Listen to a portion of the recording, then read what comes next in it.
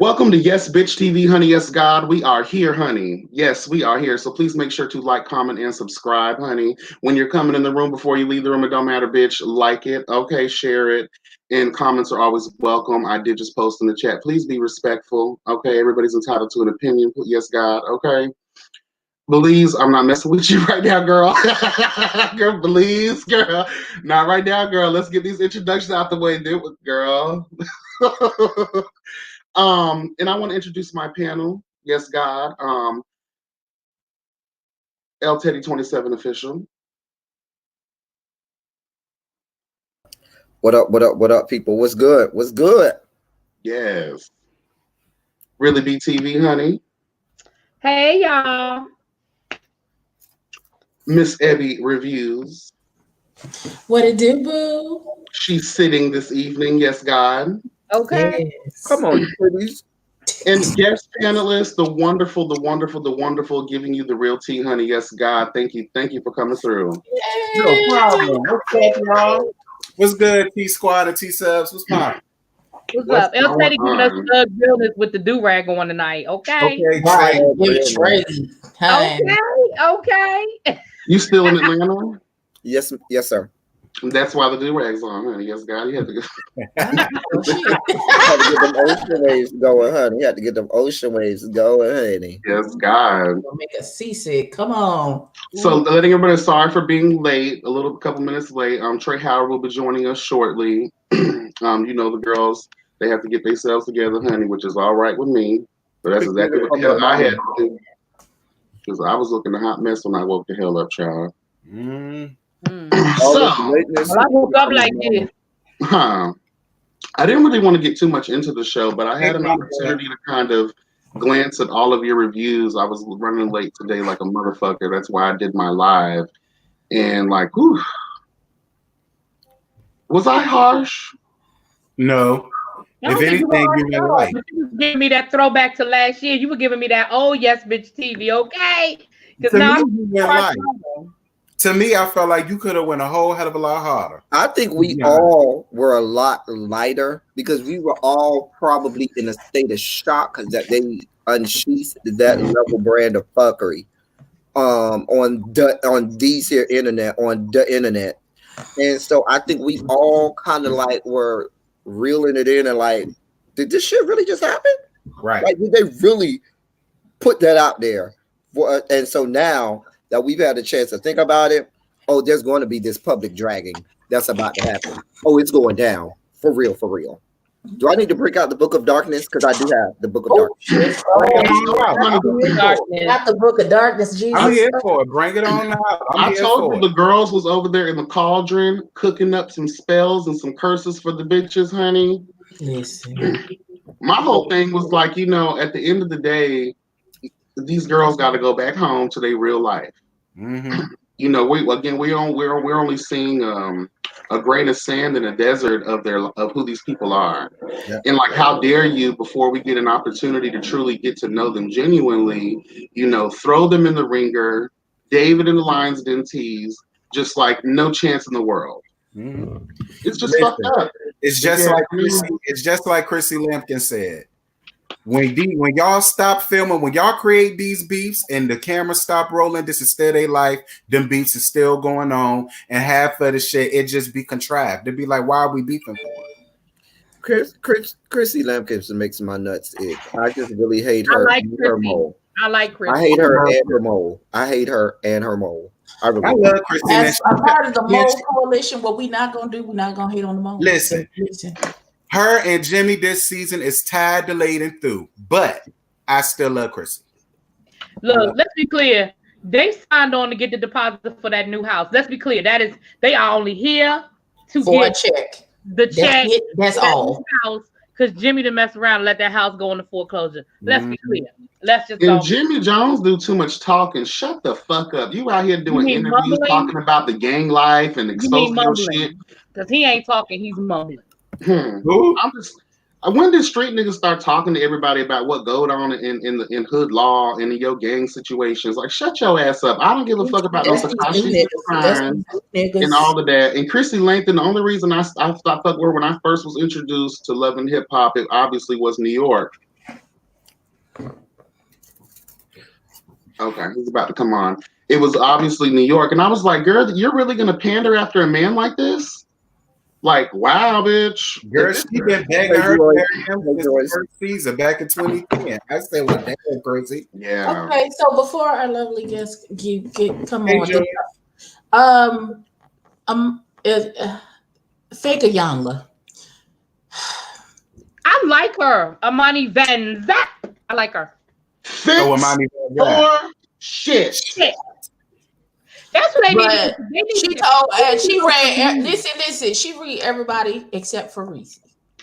Now Ressie got on Jackie Ina's good internet with that raggedy ass wig and was steady swinging them fucking bangs around, and Ayana ain't said shit. No, with that you praised and read. First of all, did y'all see that Iola Boylan necklace he had on, the purple one? That I got in my what was that, y'all? What was that?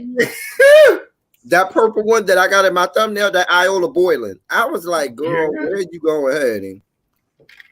I love Iola. Don't do Iola. I love Iola. I love Iola too, but honey, we don't like that necklace. I saw an episode of Mama's Family from when they was doing it as a skit on Carol Burnett. Let me tell you something. Let me tell y'all some good TV, and I don't give a fuck.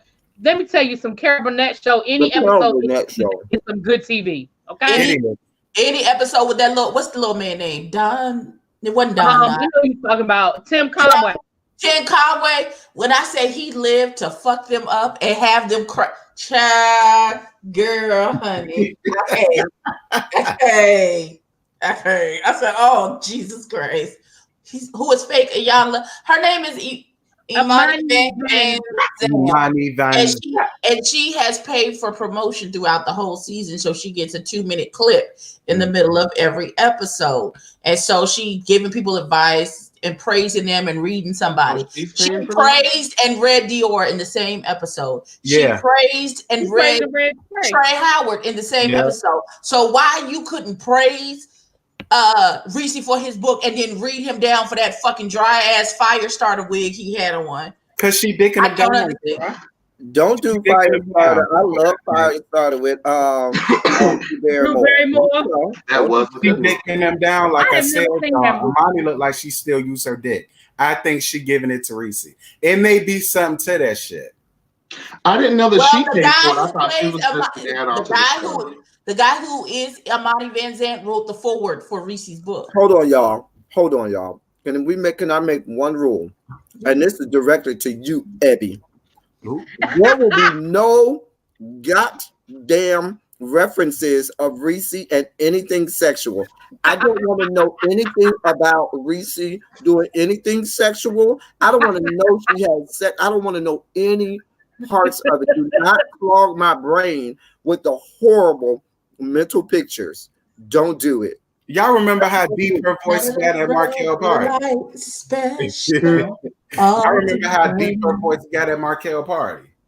Child, when she snatched that wig off at that fight, like it was second nature, bitch. I was like, yes, God. I said, that's a move I done pulled now. Wait a minute. It's going down. This wig is coming. Yes, listen. Trey Howard. I can't swoop this into a ponytail. It's going to come on a goddamn stocking cap. Where did stocking cap come from, bro? You supposed to be so mad. Who put the stocking cap on your bald head, honey? That's what I want to know. One of the questions I have for Trey Howard is I want to know if those gunshots were real or not. Can I apologize? Mr. Rebel, we're not doing this. We're not doing this. Can I apologize to the entire Oxen community for how they're being portrayed by one Miss Ressie G on this here show? The entire Oxen community, because they need not be portrayed in this manner and in this light. And that's all I'm gonna say about it.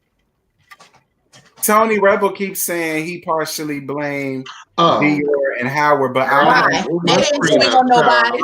They didn't swing on nobody. I don't know what you did. 1 second. So, everybody, I do want to introduce our special guest for the evening from Chasing Dallas, season 2, and yes, the fabulous Trey Howard. Hey, Trey. Hey. Hey, love. How are you? I'm good. How are you? I'm good. I had a little cute little rest. Get the other one, boo. Get the other one. Get the other one, boo. Oh, A sorry. couple of cigarettes. No, you My good. kids are You sweaty. good. You good. Yeah, we're here. And welcome and thank you for coming on. We definitely appreciate it. Thank you guys. I apologize for missing last week. I had to work, so I was mad that I missed you guys. Well, we understand, honey. Look, you got to get that coin. Ain't nobody mad about that. Ain't nobody mad. Glad you came back. We thought maybe you wouldn't want to talk to us after that fight, honey. Oh no, the fight. Well, before normally I would get into who Trey Howard is, but we are gathered here today, honey. Yes, we've already done that. We are gathered here today, and what we'll do is we'll get into that towards the end of this conversation. But the question I think we all have is being real, being completely honest, telling what you can from your experience, from what you know. It would be interesting to find out what exactly is the issue that led up to this point between everything that we've seen in the last 2 episodes. Okay, so I'll give you the full rundown, the short version. So about 3 years ago, I was dating this guy. Now we were dating for about 6 or 7 months, and I remember it because it was around my birthday, November, and around November 8th is my birthday. So when Dior had actually took me out to a club in a known club in the Dallas area, and we had met. We were at a bar, and I did a birthday shot, and I seen my ex-boyfriend hug Trey Womack, hug the people with Trey Womack. So I'm like, oh, he knows him, but I didn't think anything of it. About 2 or 3 weeks later, I happened to be going through my ex's phone, and I see Trey Womack's name, and I see a bunch of "I love yous" and "I miss you" and "come over," and does he know, and all this and that. So that's when I talked to my ex, and then on top of that, my ex told me he was going to a slumber party, and in that slumber party, my other dad, Jarrell, who y'all think is my boyfriend or Dior's boyfriend, is actually my other dad. Oh, is that the one who had his shirt off, the dark skin one? I'm sorry. Is that the dark skin one who had his shirt off and had the thing on his head? Yes. Oh, okay. So my dad Jarrell sent me a Snapchat of my ex sitting on Trey Womack sitting on my ex's lap, and I'm like, what the hell? How big is your ex? Right, not that big, because Trey Womack is big, honey. He was small, and so I confronted my ex, and from there he told me that him and Trey Womack were in love, that they were building on. He couldn't stop texting him. I would go to work. He was using my car to go see the guy, to go see Trey Womack and everything. So from there, me and my ex broke up. And I guess you did. I'm sorry. And me and Trey, when my ex broke up, me and Trey Womack had words on social media toward one another. So and it just kind of died down throughout the years because I kind of let it go. So when I found out that he was on the show, I was like, oh shit, this man is on the show. And when asked about him, I'm not gonna lie, I'm gonna tell you my experience of why I don't fuck with him or why I feel like he's a fucked up individual, and from there it led to the fight. Now he says he doesn't know that we were together, and he tries to backpedal and says that he came to him and that I should check my nigga. But I'm like, you said you didn't know him, so I'm like, you're lying somewhere, and I just needed him to own the fact that you hurt me in that way, and you were supposed to be like an older individual in the gay scene, and you sitting here fucking with my nigga that you know who was my nigga because you hugged him and you seen us together and you seen us out. So I was just fucked up by the situation, and from there it just led to what you see on TV. Let me, as an older queen and someone that has been through experiences like that, especially living in Atlanta, I want to just give you this tidbit of advice because I know you're young, and that's always one of my arguments when I'm trying to stand for you, is because you're still learning. A lot of people don't understand when you're young and gay, depending on your surroundings, depending on your growing up, the things that you've been through, you may react to certain situations that may not be what's the word, couth, you know what I'm saying? But that's expected. So I do want to tell you that you're gonna, in this lifestyle in certain cities, especially, the dating pool is really small. Yes. You know what I'm saying? It's really, really small. So I get it that he lied, that he may have lied, you know what I'm saying, about the situation, but just letting you know this may not be the first and only time you experience something like this. It won't be. Unfortunately. It won't be. But I So want to, can I say? go ahead. Go ahead. No, I was gonna ask a question. Go ahead and say what you want to say.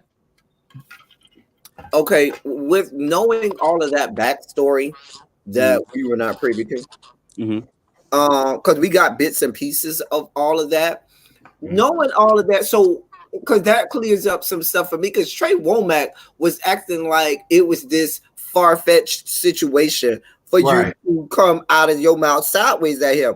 And I don't blame you. I probably will come out my mouth sideways about him too. If you over here stealing my man, and you over here, breaking my man's leg bones by sitting on top of him and all of that stuff.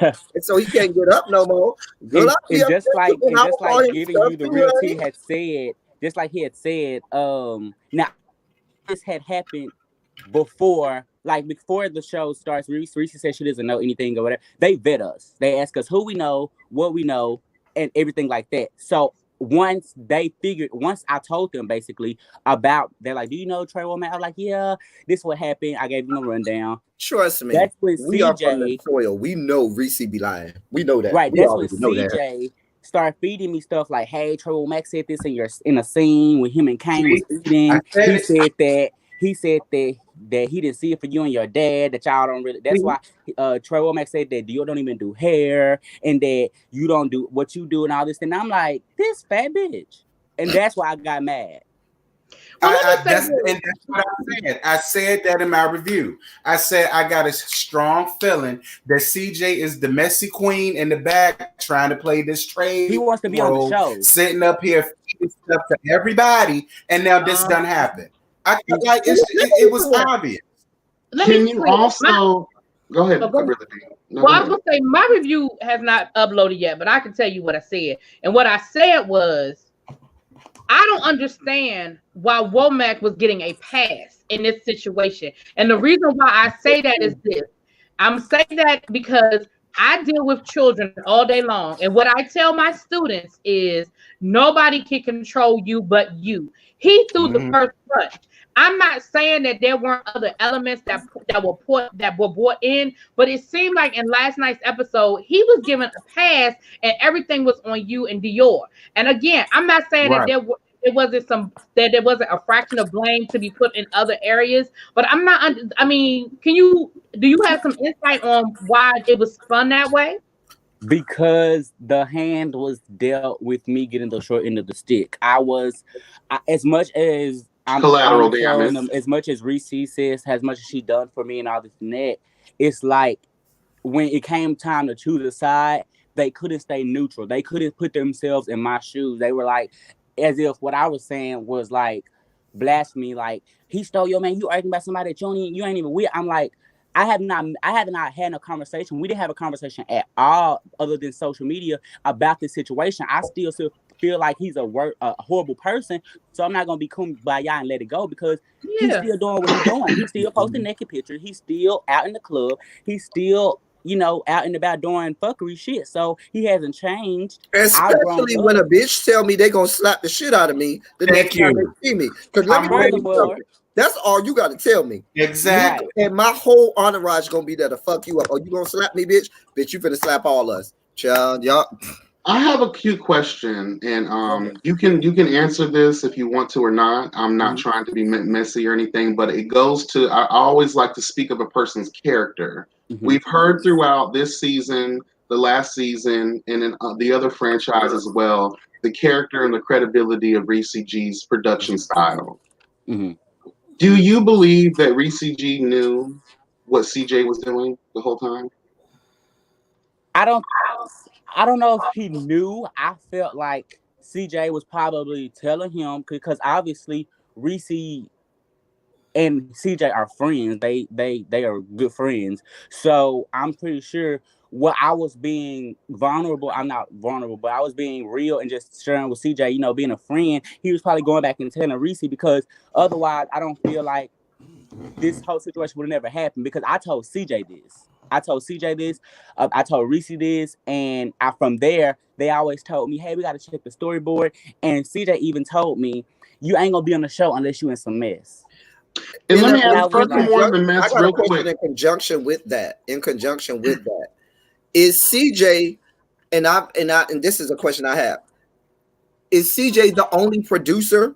And I ask that because he cannot be. And I just cannot believe that only one producer is able to manipulate an entire, big segment of this show. I just feel like that there are more people involved. So I'm going to ask you, was he the only one involved in the filming of it, which I know is no, but I'm just going to put it out there and ask anyway, or in this whole storyline? Because there's no way, unless you correct me, there's no way I can believe that he's the only agent in production that was responsible or involved in this. And that's why I believe that question was valid. Yes, bitch. That Ressie has to be, well, CJ was the only person I was talking to as far as upcoming events on the show. Like, me and Ressie didn't start talking until I actually signed my contract, and she basically allowed me to be on the show. Me and CJ were talking, so everything went through CJ, and from there I feel like CJ gave it to Ressie, and Ressie did what they constructed this whole thing. I wouldn't say now when they say set up, I wouldn't say they went as far as to set up and we fight, because we are individuals.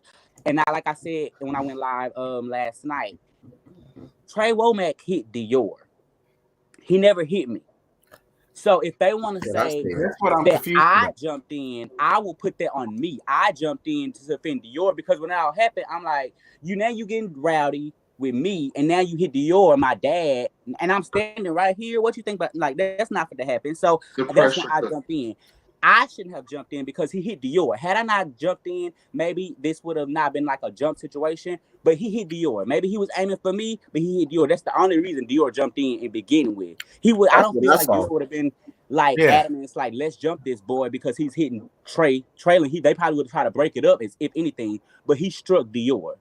And Dior has a short temper when it comes to bullshit. I have a quick question for you. And again, another one you can either decide not to answer or not. Again, it's not coming from a messy place. It's going towards intent, character, and a pattern of behavior.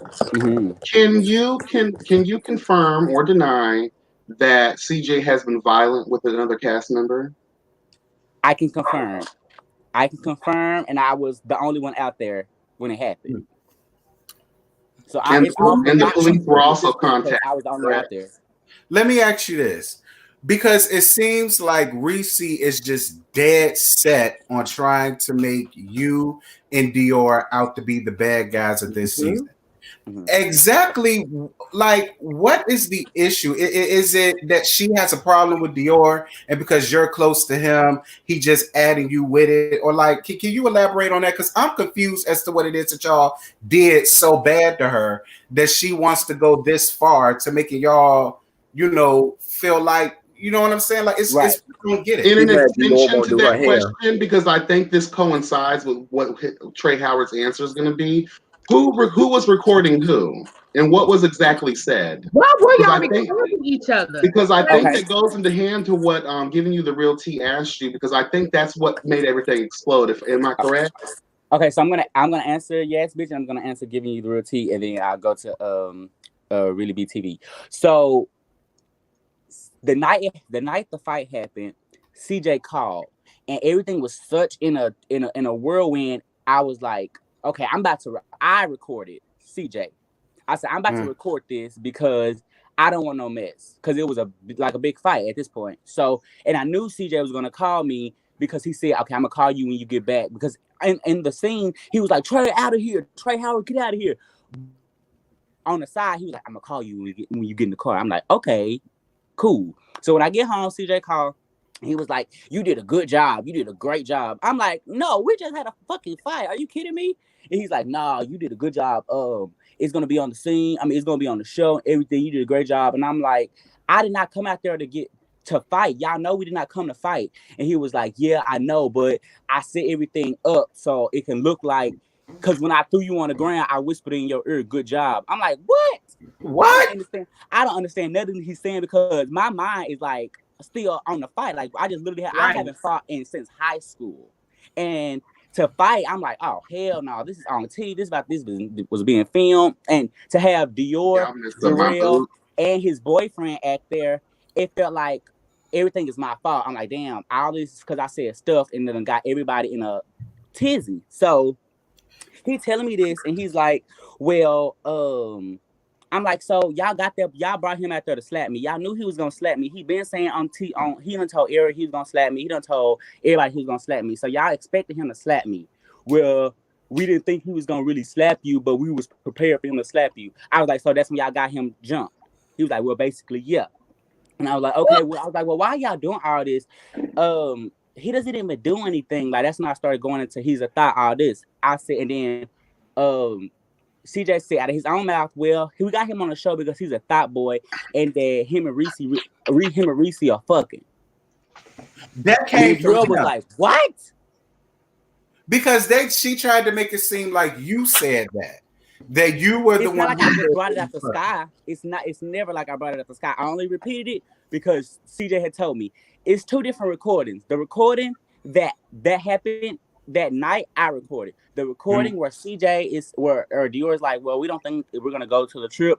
CJ recorded like 2 days the next day because it had hit social media that there was a fight in Dallas and all the bloggers and everybody wanted the tea, and they kind of figured out that it was me and Dior, but me and Dior never issued out a statement. We never said it was us. We fell dead silent after that on social media. We was like, we don't want to do anything to fuel that. And once CJ was like, they fucking. That's when I was like, well, it's the reason why I'm not on the show is because Reese and Trey Womack fucking, because in the contract it says you can't hit another cast member. During that fight, I was not a contracted cast member. Oh, okay. I was free reign, so he could have slapped me and it could have been all cool. So I felt like they was betting on him to come out there, slap me, get a good rating. Wait. So at that time, was Dior a cast member, a contracted cast member? Absolutely. So, and the reason Trey Womack should have gotten kicked off the show because he hit Dior. Which goes back to the point that he's been given this, free reign to do whatever, which makes sense. Right. And to go back to what Give You the Real Tea said about why that he has such a vendetta, Reese doesn't like me. He says and I've made every effort. When I seen Reese as a stylist, I'm like, this man is from Atlanta, honey. He should know a lot of stuff that I'm not privy to, being from little old Dallas, Fort Worth, Texas. So I took to him. I even asked him. He started, when I did my contract signing, he started telling me all about Audrey Hepburn and a bunch of tour stuff. And I was like, hey, if you ever want to go shopping to give me some advice, I would love that. Reese has not made no attempt to do anything with me, but he says he's here for the kids and here for the young generation. Well, I'm the youngest person on the cast. And he was like, well, I don't want to step on anyone's shoes. I don't want to step on Dior's shoes as your father. Dior is my gay dad. He's there for support. He's not my actual blood father. He's someone that I look to when the whole rest of the world turned their back on me. Dior was an open arm. He was there for guidance. People don't know the shit that I've been through with my real family not accepting who I am, and Dior accepted me full-heartedly, literally. I didn't ask him for anything. I have to say anything or do anything. Like some of these people do. You gotta do more things. You gotta provide more of yourself and open yourself up to these people. Dior was there, and Reese, to say that he is this big activist for the community, he shits on me constantly. Just recently, it was something that happened where I went over his head because I felt that I can't have a heart to heart with you because you're being Reese right now. You're not being EP. And I'll go over your head to a higher producer, and you say I'm being messy, and I'm trying to go over your head, and you trying to throw shade at me, saying, "Baby girl, you can never go over my head." Why do you have to be that way with me? Why do you have to be so bitchy with me? I'm not there for that. I'm here for wisdom, guidance, anything that someone can teach me. I'm here for. Why do you have to be that way with me? And I don't know if they're going to show it or not, but he shits on me in this season constantly. One thing I want to also bring to people's attention, and this is in no way, shape, or form in defense of Ressie G. It's just highlighting everything that you said, and and giving what could be a possibility. Ressie G has told us in a lot of different confessionals and situations that she's been through a lot of shit, not being accepted in her life, going through a bunch of shit with her family. I think what may be happening in this situation is she looks at you, and instead of trying to, do exactly what you want to be done, like a kind of, small mentorship in a way, she's taking out the fact that you and your family is something that she never had and something that she always wishes she could have had. And no matter what she tries to touch, it ends up foiling on her because of her true nature. Mm-hmm. I said that in my video. I believe, when people allegedly, I don't know this bitch, but I will say that when you have trauma, when you look at, instead of looking at things as inspiration and a point of wisdom and guidance, you shit on it because you're afraid of it. So can I ask a question? Yeah, go ahead. I want to switch. Let me switch for just a quick second. So what went down between you, if you feel comfortable speaking on it, between you and Kane? Because he said that y'all's friendship, because whenever he does his reviews, he says former friend, or at the time we were friends. Now he doesn't say anything negative, and he said that he does miss our friendship. But what went down? If you feel comfortable speaking on it. No, I can't. So when I said me and Kane had a one night stand, when I said that, Ressie, they have a way where they already know the tea. So if you try to lie or something, they're gonna do a little flashback of someone else dragging the tea. So I felt that somebody already said something. And so I was like, well, let me just go ahead and say this so it come from my mouth and nobody else's. That's what my thing was. And I probably shouldn't have said it.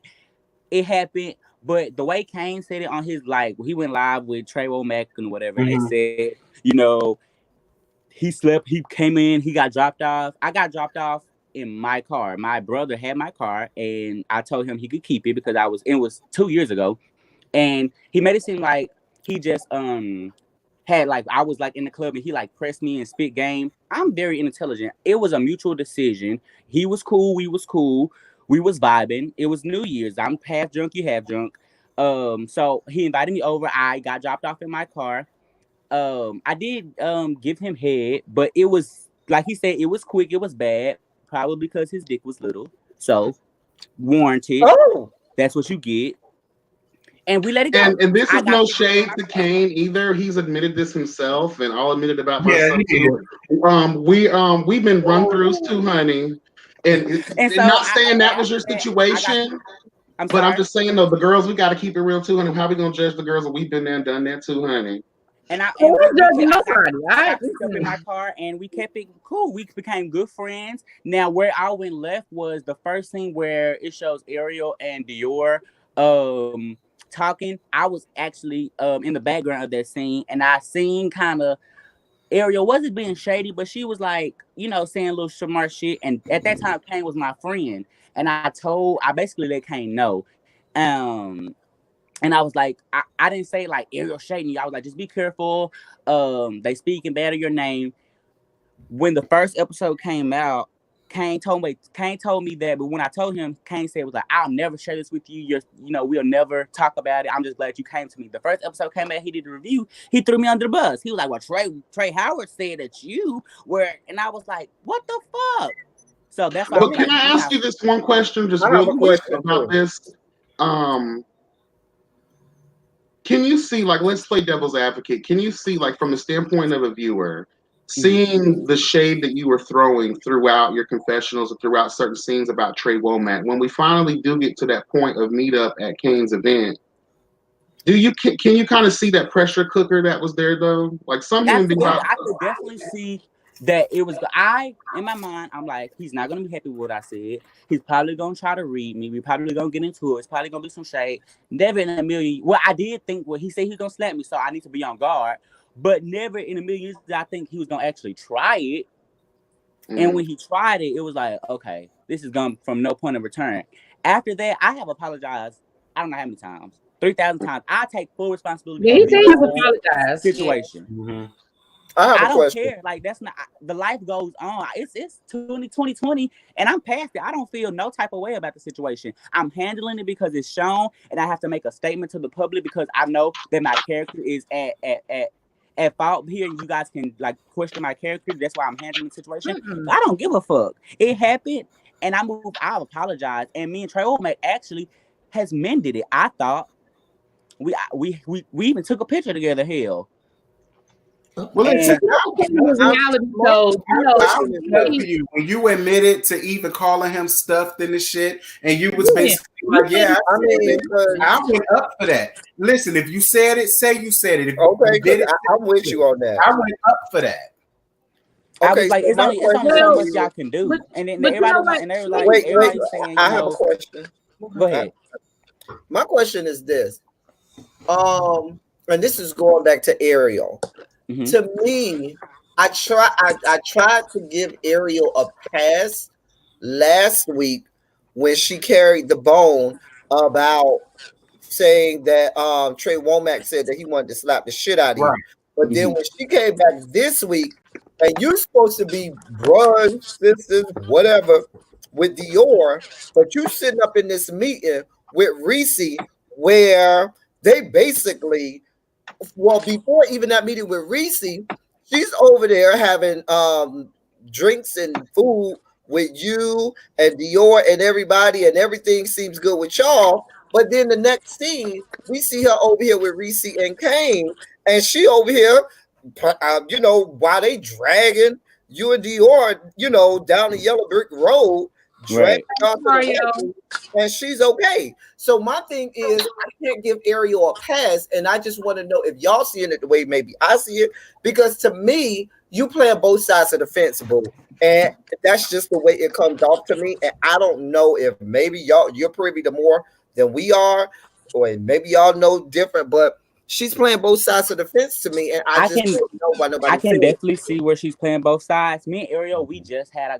got a friendship started this prior year as the show has developed and everything. So we're still knowing each other. So I'm learning now. I'm actually learning that these people are not my friends. They have no loyalty to me. I shouldn't expect anything from them. So I just take it with a grain of salt. I was like, hey, she's just doing the role of, I guess, the bone carrier in this situation. But if you would ask Dior this question, it would probably be different because they have a closer bond and they have closer history. So for me, it's like, oh girl, and because even when I had apologized to her the first episode, and I was like, hey, I didn't mean to bring that back to Kane, like I was being messy. She was like, actually, it's good for the show. So, and I'm like, oh well, because I know if my friend would have brought anything back to me that I said about, like, I would be pissed the fuck off. And so I guess I'm handling it like these are prospectable people that I can look up to when they actually are just. And can you tell your daddy we do want to interview him? He can come over here and interview with us, because we sure would like to get some words from good old. Actually, Dior is like, a lot of things has developed now. He had just lost his nephew. Oh my God! And my other dad just lost his best friend. So it has been a lot of passing. Oh yeah, no, and that's a lot of things that keep happening. More important than in the franchise, as far as Ressie, and she blocked me right now. So she blocked me. So let me ask you this real quick. When we talk about someone, again, El Teddy's always asking the question, EP versus being a cast member. You're obviously biased as fuck because you're blocking your cast members while the show is still in season, bitch. Right. You treated Antonio like the dust of the earth. Right. You allowed one of your people to put their hands on somebody, but you want to reprimand somebody for recording stuff. What about reprimanding your people for putting their hands on motherfuckers? This is unprofessional. This is uncouth. And no, bitch, I don't want to buy your book.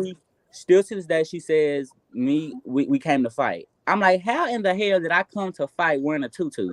I don't fight in boots.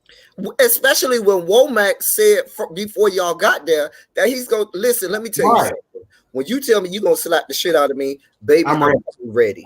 It's ready to talk about.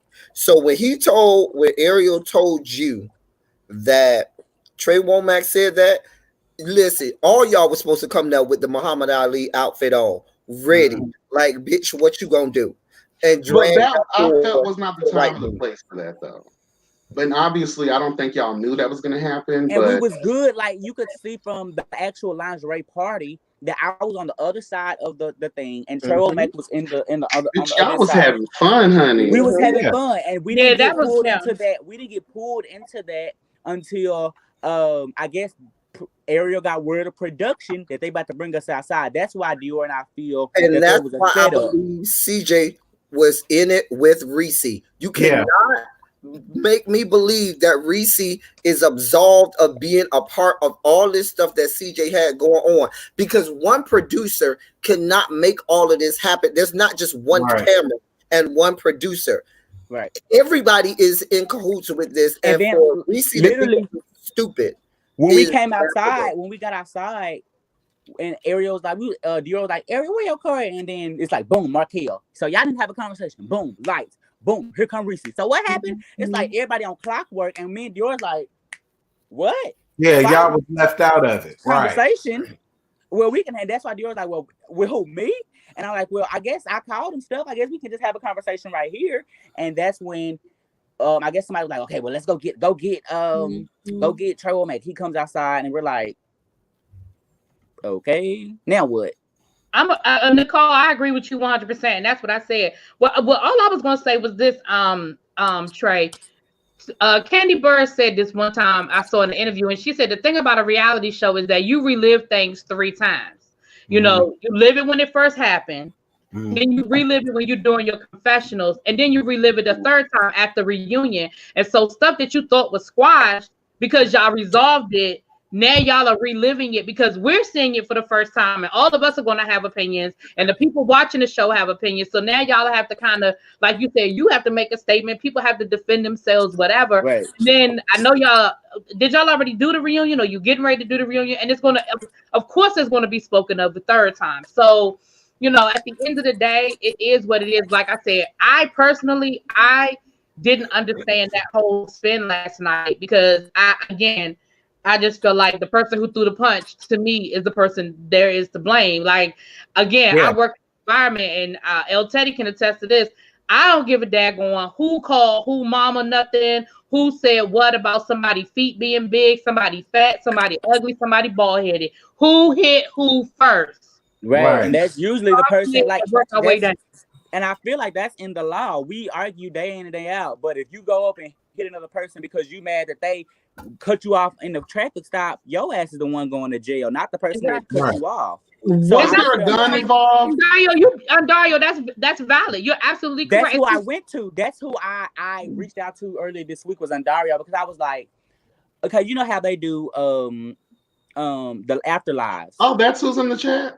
Yeah, that's Dario. Okay, what's that? Oh, I don't know who he is. And Dario is the producer. He's the producer of the original Chasing Atlanta. Chasing Dallas is a spinoff. So and very Dario cute too, honey. The Chasing Atlanta franchise.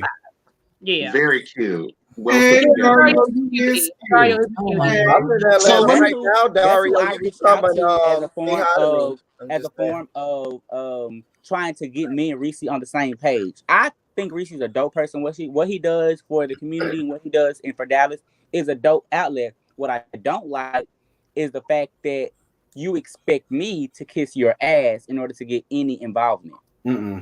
Since we have a major producer, managing partner for the franchise, I do want to say this because I think it goes to the future. Ressie is also in the chat too. If you are looking, welcome, honey. Hey, welcome. We here for all of it. What I want to say is for the future of the show, and you know, you're feeding into the young gay mentalities that are immature, and you're feeding it.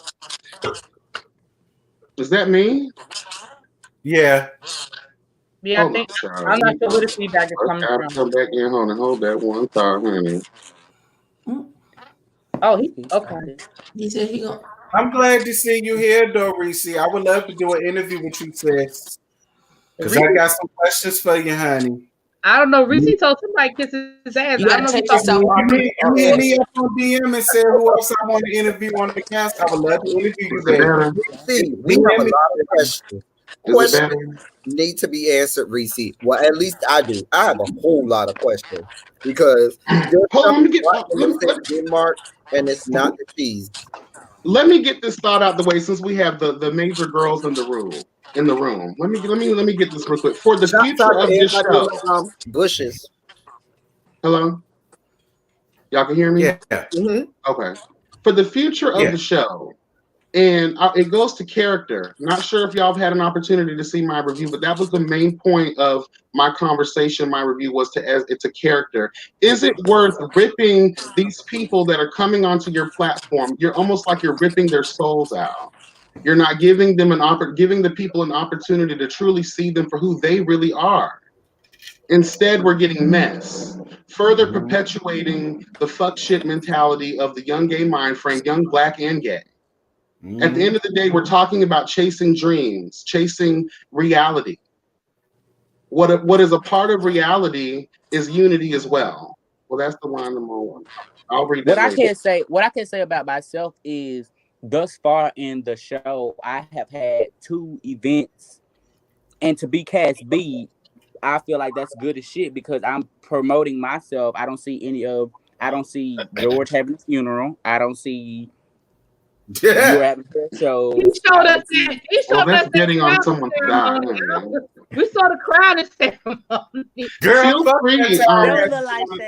I ain't never seen that shit before in my life, and I've been here for 31 years. That don't count. Go ahead and say what you were saying, boo. Real quick, hold on one second. Now, Ressie G and Dario, later on in this situation, because I have a little bit of time tonight. If you we're done with Trey Howard. We're done with Trey Howard. I'll send you the link. Sure. Oh, we got time today. We got some questions, baby. If you have the time for it that way, because I don't like the comment thing. It's no shade or anything. I just like a face to face. That way, everybody has an opportunity. Because maybe we're wrong. Maybe what you never know. Anyway, sorry, Trey Howard. Go ahead, boo. You okay? No, I was like, just one more thing. A lot of people, I know I cleared it up with my people. Those were not the same boots that me and Dura had on. We bought. Thank you for clearing that up. I have them right here. Mine are white and black. Okay. These are all black. Thank you. These other boots, they are $40, and we got them for a deal. So when we seen them, we got them. Okay, that's funny. Thank you for clearing that up. I forgot all about that. So yeah, that's all. I mean, I'm learning as I see the show. I'm not regretting anything. I think I would have said the same thing had he been there because I feel like he was stuffed. So hey, you win some, you lose some. Yeah. And I'm not saying it doesn't show their talents. I'm saying this season and what we've seen throughout the franchise is not just Dallas, but Atlanta too, is that there's more of foolishness than there is of these people actually chasing their dreams or being in the process of chasing their dreams. And trying your best to be unbiased when it comes to your relationships with the cast members, because it's not going to come off authentic or natural. It's going to come off forced and fake, and then we end up having conversations like this. Because what I saw last night, I almost choked on this cheap ass Bacardi that I bought. I said, if TJ was stand alone, I'm gonna need you to stop buying the cheap liquor. Terrence, that's what I'm gonna need you to stop doing. Girl, it's the first of the month. A bitch paying bills, and I got to pay. But let me say this, and I said this in my review. I know it's not uploaded yet, but I said this in my review. Let me be clear. And on this one, Ressie and Dario, I'm with you 100% on this one. My thing is this: we understand that reality TV is produced. Let's not be naive, and let's not be crazy. We know we see it in Real Housewives. Hell, we even see it in the competition shows. Moments are produced. So I don't have an issue with situations being created and moments being produced. That ain't my issue. What my biggest issue is, I don't feel like we always get the whole story. So as a viewer, I'm confused. Like, for example, going back to the Trey Womack situation, yeah, it was mentioned that there was a past. It was mentioned, but I would have loved to have seen Trey Howard having a full conversation with Dior or whomever, breaking what he said to us in the first 5 minutes, breaking that whole thing down. I saw him sitting on my man's lap. Also, like, that gives me the background. Then I understand a little bit more the shade about him being stuffed. Because I'll be honest, I was sitting here like, who gives a fuck that you look stuffed? You did. Like, who cares? Can we also talk about how when y'all had that meeting after the fight and y'all going in asking all of these questions of Dior and Trey Howard, and Trey Womack sitting over there to the side looking like, I don't have no reason to be here. But he's the one who initiated all of this. Right. He didn't even initiate it by throwing the first punch. It was even initiated when he told them, when I see you, I'm going to slap the shit out of you. That initiated all of this. But he over there sitting to the side like, well, I ain't got nothing to do with this. There was no, and I don't know if y'all did ask him questions, but if you did, the way you edited this, it seems like it was biased. And that's not fair for you to give us your biased vantage point and not give us the full scope of what really took place. And we just did not get that. That's negligent for a production team to put that on camera. The other thing is there were other production things, and hopefully Ressie can come on that you can answer, because y'all a whole hour late, but there was no, you know what I'm saying? I saw it came on Twitter or whatever, but y'all didn't put it out on YouTube, which is the platform with which this show comes on. There was no premiere link or anything done for us. And so I didn't know until 10 or 15 minutes in, and the show was only like 20 minutes long. Right. Or the makeup with Markel, or It's so the timelines and getting the timelines in too. Like, we have certain scenes that take place months before this, and then we wonder why there's a certain reaction to this situation. So it just, we just want everything to make sense, because we don't want to get these guys on here and we're having these judgments and we're like ripping new ones for no apparent reason at all. And it's like I said in my review, I get enough of the put together drama and forced scenes and relationships on VH1 and Bravo. I don't want to see no fake shit with y'all. If it's gonna be drama, I would much rather it be real, organic drama. We know why it's happening. We know what's going on. I don't want to see no fake shit with y'all. I don't. And let's not neglect the fact that I feel that for this show, you have more of a responsibility, because when you look at the numbers, the eyes that are actually looking at this franchise, it's producing numbers larger than the other ones. So with that type of, numbers, those sets of eyes, it requires another level of responsibility that you owe it to the Black gay community at large, that you do what you're supposed to do with it. You got to do right by these things, or it's just, come on now. That's just my thoughts. Oh, where's Trey?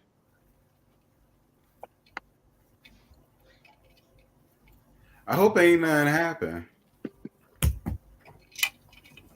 Okay. I think his thing went down. He said, "Get him." CJ in production and Trey from being great again. Oh, really, B? Did you get my message? That girl pissed me the fuck off, honey. I was so upset with that CJ bitch. I don't know what in the entire holy hell to do.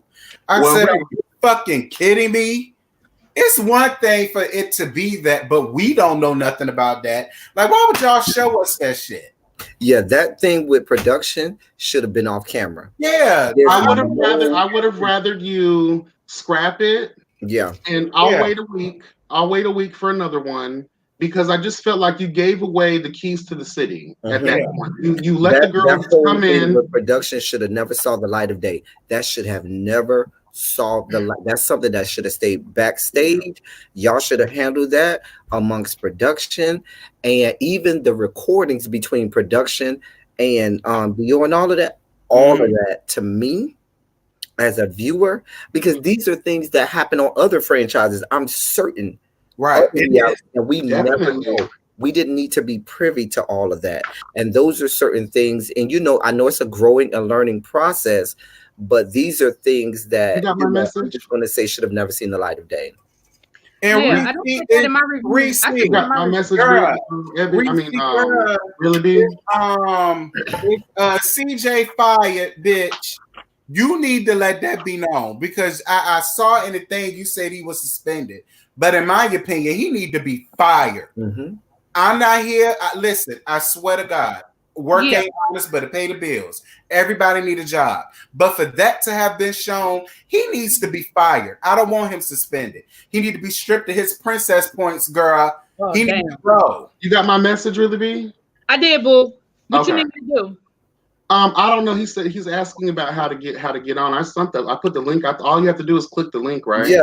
All you have to do, Reese, is when you click on the link, either from your phone or from your laptop. It's easier from your laptop than from your phone, but you can do it from your phone as But well. give us a few minutes, though. I don't know if Trey's going to come back on. Let's wrap up with him, and then if you want to come on in the room, honey, feel free to do so. Because instead of talking about it and giving our perspectives, we can hear it from the creator herself. Reese, just to help you networking, honey. Yes, God. Yes, bitch. This is for you too, Reese. What you can do is just to help you out. You can go ahead. Okay, cool. He said he's on his phone, so that'll work. Okay. He's on. Okay. Well, I appreciate that. I really want to hear. Right. Whenever you're ready, Reese. Even if we're still on with Trey Howard, you can actually be backstage. You can go ahead and click the link, and you can be backstage. And what can happen is once Trey Howard exits. Yes, bitch can see you backstage, click you up, but it's just a matter of clicking on the link. Once you click the link, it'll show the first screen that makes sure that your camera and mic is ready. Is that you, Trey? And then it goes unless you type in your name on there and stuff like that. See shit. You and that damn Bacardi. What you doing? Oh, okay. What you doing? Okay. I had to get ready for bed. Why is you naked? Okay. Dad called you home. Trey Howard. Trey, you look like a whole snack right now, baby. You can't come up here looking like that around me. Right. Okay? Trey Howard, let me say this one thing. I feel the opposite. He looked like my son, and I'm trying to put a shirt on, boy. Right.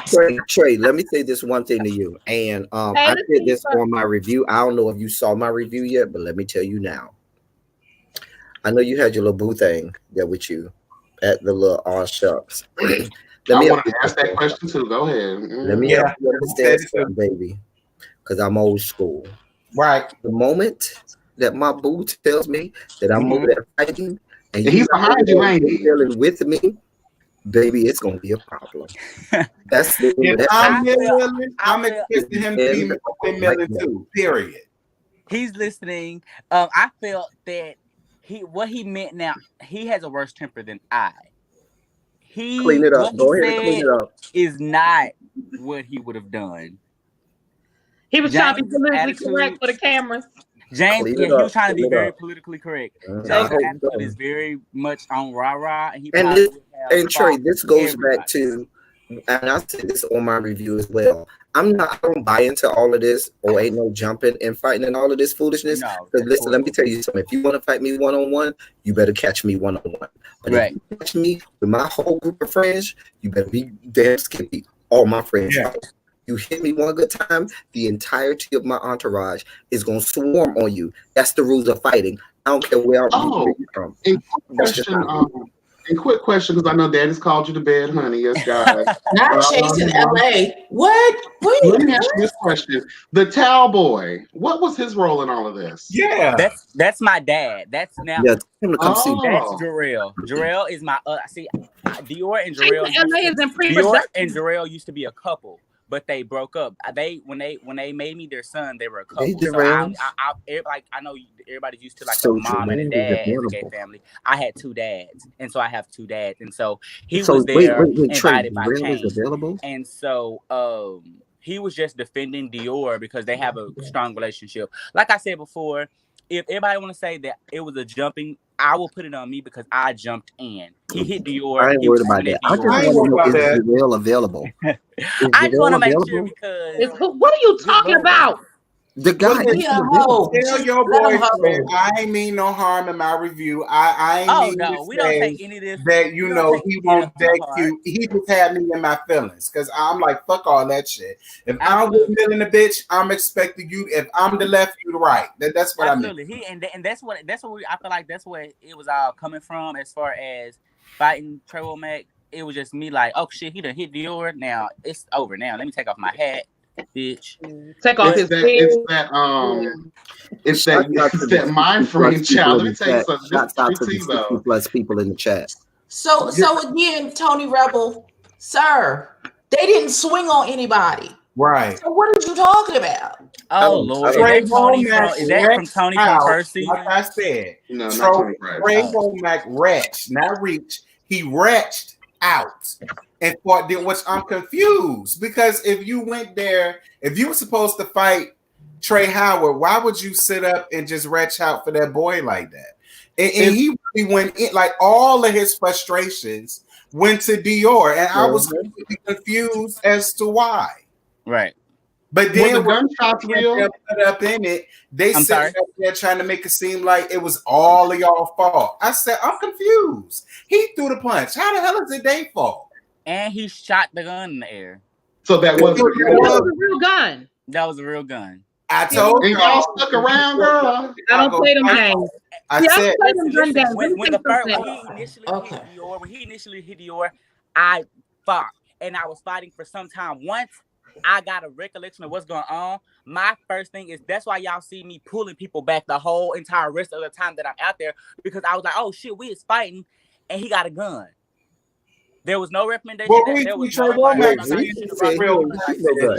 you can come up here and get no gun. But I believe Ressie about to come on and say everything. This was what I said in my review. I said, so you mean to tell me somebody could have really been seriously hurt and or shot because CJ running around here with his hand in a cookie jar? That bitch need to be fired. I don't like him. I don't deal with him. He could go jump off the Empire State Bridge, get ran over by a train. I'm not gonna do that. I'm not with no shit like that. Well, I'll go to let Miss Ressie G come on. She probably gonna come on and try to decimate everything I've said. But, look, we just here to interview. And we're very fair. We are very fair. Thank you for coming on. Thank you guys. Thank you for coming through. We definitely appreciate it. Yeah. Trey, you know this is our second time. Trey, you know this is our second time interviewing you, and we had this time the first time. We've had a great time this second time. But listen, Jarrell, your other daddy, is he available? You know, we all three of us are actually in relationships. We triple date all the time. Oh, that's so cute. Damn it. Well, listen, I fuck people husband, people boyfriend. That shit don't mean nothing. Tell them I said, hey. I am a card carrying member of I wreck Happy Home. I wreck Happy Home. So just let me know. I wreck Happy Home. We are not wrecking no Happy Homes. We are not doing Happy that. Home. That's what I do. Okay. And for your boyfriend, honey, I hope you're listening.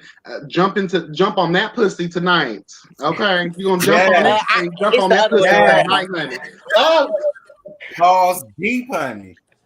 Press shaky, cut one of those, honey. Yes, God. You better put the. Hey, Dario, before you go, Dario, I have a quick question. You said that chasing LA. Is Q gonna be on since he's moving to LA now? Is he gonna be on the show, or can you do LA? Yeah, Q's in LA now. I ain't know that. You clearly don't watch it. Clearly you don't watch his channel. They coming for you. Dario, love you both. Thank you so much. Have a good night, okay? Dario, I need are they going to do a Chasing Miami? Because I want to know. You know, Dario, are y'all going to do a Chase in New York? Because I'll pull a and be the executive producer for that. Hey, Dario, I need y'all to do a Chase in DC, and I'll talk to you about I'll talk to you about some EP.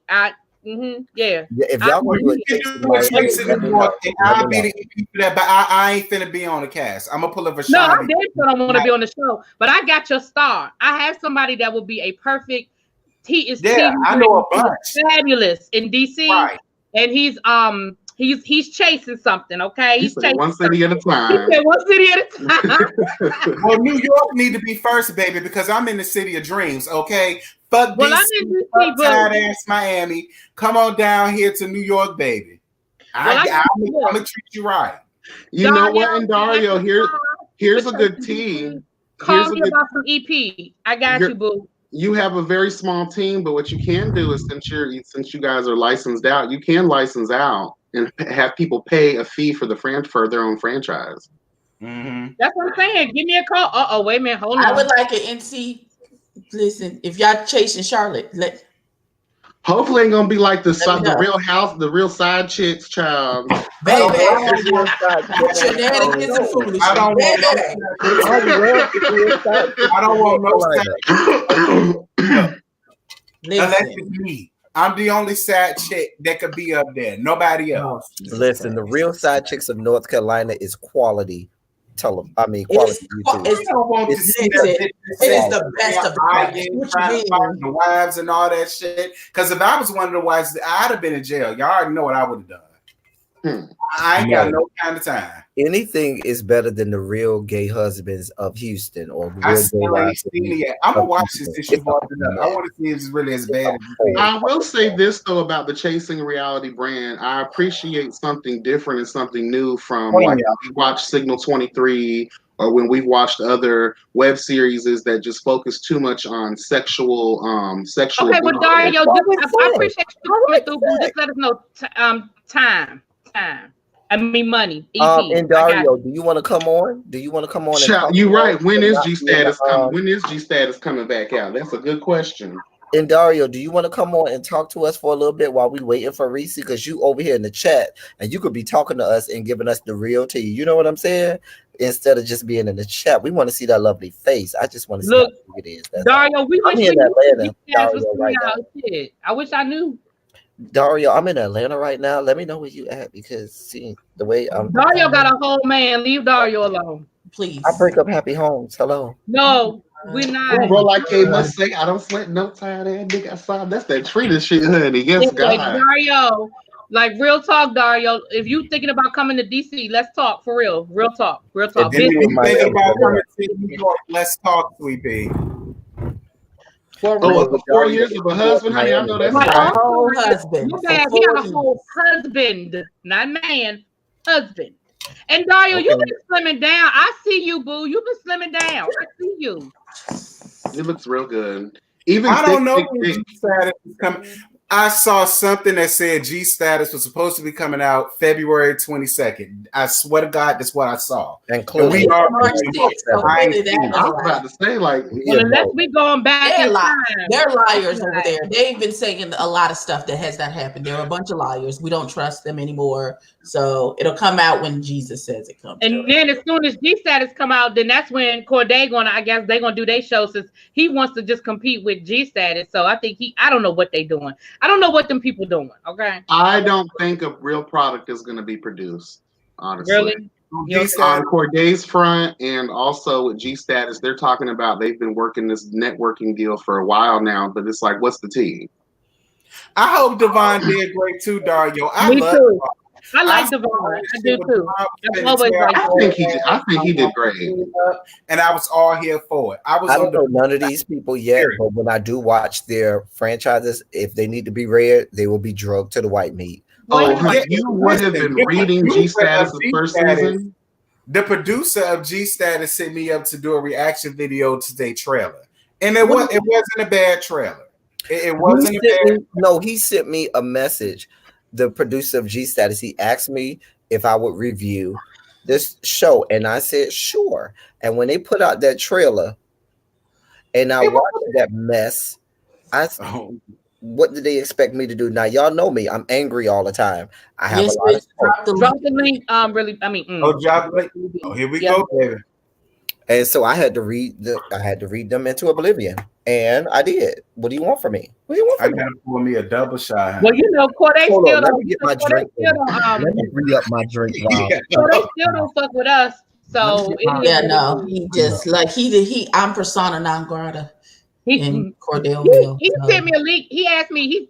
I guess he dropped a new single or a new EP about a month or so ago, and he sent me a message wanting me to review it, and I was like, "Yeah, Dario, it was for the second season that was supposed to be out last month on the 22nd. I don't know what the holdup is. I was waiting for it, but yeah, it ain't came yet. I think Ed be right. The Saints are gonna be marching in by the time that shit come out. And girl, I'm gonna be too busy shouting and slaying to speak with the dead in Christ shall arise and praise you, Lord. Dario, can I say this as well as, and I'm gonna say this to Ressie too when he come on. You have those of us reviewers that are on screen right now that have tens of thousands of subscribers between all of us, okay? And I think that you all get a lot of traffic because of the reviews that we do and because we are promoting the shows. I do think that you all should, give us a little bit of love, maybe give us a press pass so that we can come to the reunion or maybe, something so that we can, because say what you want to say. My resume in now for the North Carolina reunion. You know what I'm saying? Without some of us reviewers, there are a lot of people that watch these shows that would never watch the shows without our reviews. And I do think that some of us, and there's a network of us, and we all know each other. We talk to each other. We watch each other's videos. I don't know. I think that you should, help us, look out for us who are really promoting your shows. He got a point. You all are. I'm just saying. He got a point. I have over 11,000 subscribers, and all of them tell me I would not be watching this show if it was not for me reviewing it. So I have a lot of female and a lot of male, and a lot of them are straight. That's watch the show. That be like, yo, I never would have known this if it wasn't for you. This, that, and this. I have a lot of people that do the same thing. They say, I didn't know about this show, but you reviewed it, and I love your reviews, so I'm gonna go and watch this show.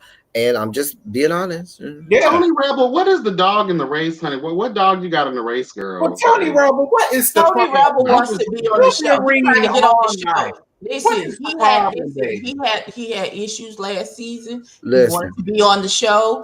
He was not picked to be on the show, and ever since he's had issues. Well, listen, Dario, look, we not buying. Okay, we not a regular cast member. You ain't got to worry about us trying to jump out there. You ready, girl? You ain't got to worry about our producers dancing in the video.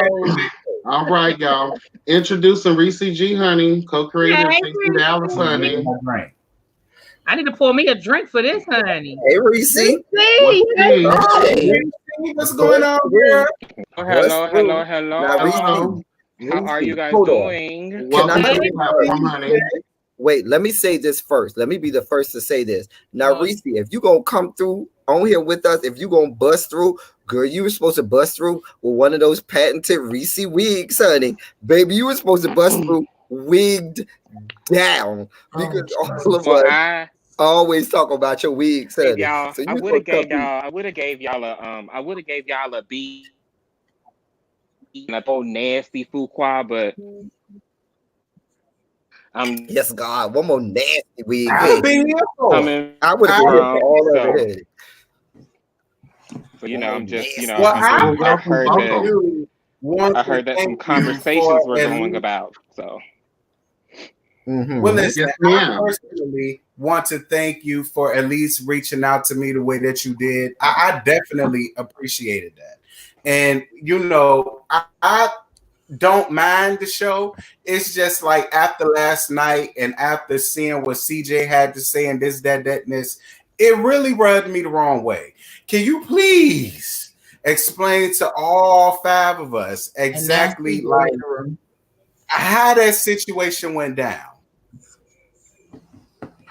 And could you understand from the perspective of a viewer why we all kind of agree in our reviews on this particular subject matter?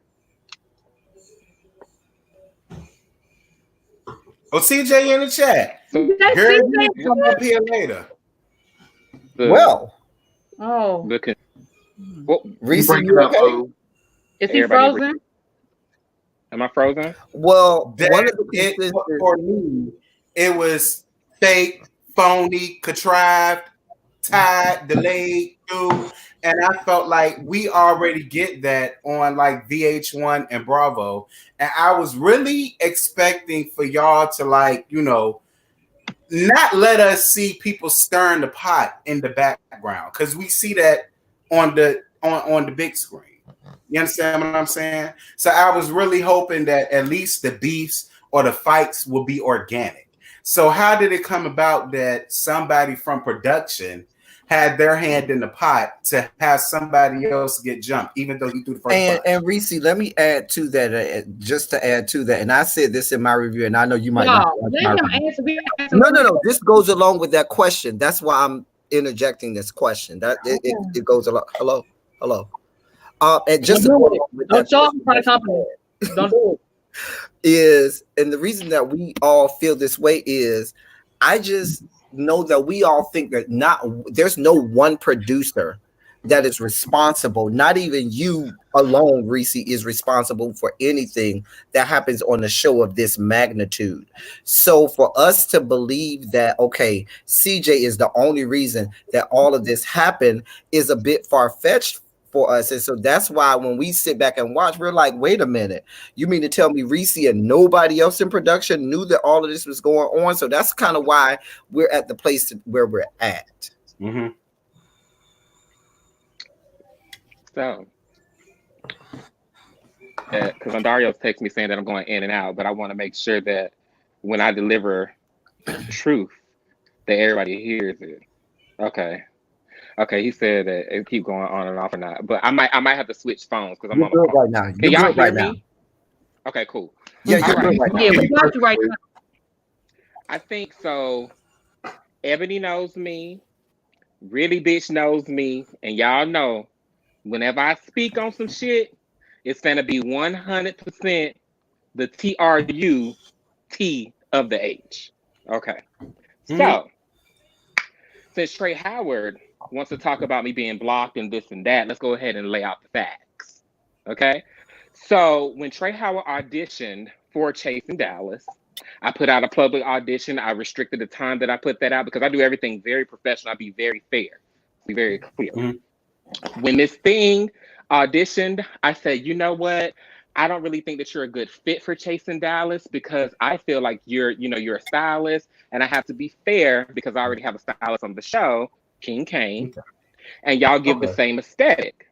So I was like, you know what? Maybe something in the future, and if y'all want screenshots of that email, I'm more than happy to send it to you. So then Dior, his daddy, auditioned, and I said, oh, okay, well, Trey Howard, what you can do is you can come to the audition with him and then let me see exactly how the dynamic is to see if that'll work. Dior came with his boyfriend in the evening. He had an evening time slot. Trey Howard was late. Okay.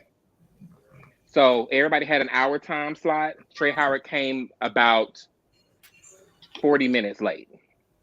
40. Okay, so that's already strike one because I have to be a professional, right?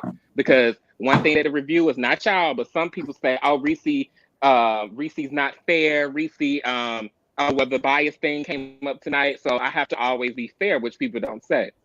So, CJ came to me through Facebook when I was looking for production members, and he said, "Oh my God, I love what you're doing. I want to be a part. I want you to teach me some things." Cool. CJ was friends with Trey Howard because they had a past where CJ at one point was flirting with Trey Howard, wanted to have sex. CJ was also flirting with the boyfriend, the current boyfriend, who wanted to have sex with him as well. Since we're going to go ahead and lay it out, let's lay it out. So Hold on, I need the to thing take about notes. it. So the thing about it is this.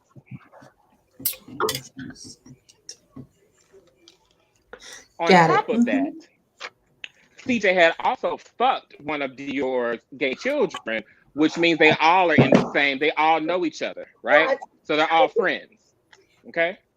So as production went on, in their contracts, and in every email I send, matter of fact, there's a confidentiality clause, and there's also a confidentiality and a gag, well, not a gag order, but a NDA. Thank you, baby. I'm a little irritated. So there's also an NDA. Go ahead. So the thing about it is, let me give y'all an example. So at the bottom of each of my, you got this with the logo with my signature, right? Right. Now, meaning everything that I send you is supposed to be kept confidential. Dior, Trey Howard, let me be very fair, Trey Womack, Ariel, King Kane, Markel, George have all been in breach of contract by letting everybody know what's going on, where they're going to be, what they're filming and everything. But I let that slide, right? Mainly because I'm not Joe. I don't care about the clout. I don't care about the popularity. None of that. I didn't move to Dallas to start the show. I was brought in to do the show, but I didn't come here to do that. Let's get back on subject.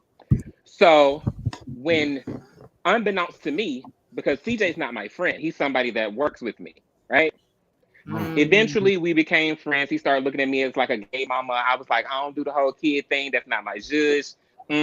But if you need some advice, you can call me, sis. You can call me. So as time went on, I never knew that CJ and Dior and Trey Howard all communicated to the point where CJ was telling them exactly what was going on at certain scenes where he was present and filming it. So you were not aware? I was not aware. I became aware after the fight. Let me tell you how I became aware. After the fight, I came home. I called on Dario leaving. I said, girl, there was a fight. He was like, no, it wasn't. I had to upload footage. I sent him the pieces of it. We figured out exactly who hit whom first. That's contracted because Trey Howard was not contracted at the time. But the important part is in our contract, there's a clause saying if you are on the receiving end of an assault, I have to give you the option to press charges or not. So I had to see exactly who hit whom first. That's contracted, to be very fair. We reviewed the footage. We figured out between Trey Womack and Dior whom hit whom first. And I had to address the person on the receiving end about that. I had one-on-one meetings with Dior, Trey Womack, and CJ was not involved. Simply because I called him and I said, okay, so I asked him, I said, who was wrong in the fight? He said, I feel like Trey Womack was wrong because he had a gun and da-da-da-da-da-da. I said, nobody's wrong in the fight. You cannot come. You cannot come to these meetings that I have to have. Said this? You're not coming. This is CJ. Okay. And CJ's in the comments, in the comment section, and everybody already know what time it is with Ressie G. So I had these meetings. During this meeting, and I can talk about it because the confidentiality form that I had them sign in that meeting is null and void because of another contract that I put in place. So we can talk about it. In that meeting, Dior said to me, well, you know, I have recordings of CJ saying that he set Trey up to get jumped. I said, what? Mind you, Cameron, who's also on production, was there with me. I said, what are you talking about? Am I still here? It went out. Yeah, you're still here. Yeah, you're here. Am I here? Yeah. I can hear you. Hello? Can you hear us?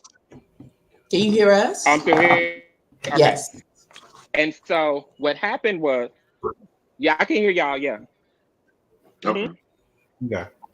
Okay. It's good. And so Dior was like, he had these recordings. And I was like, recordings?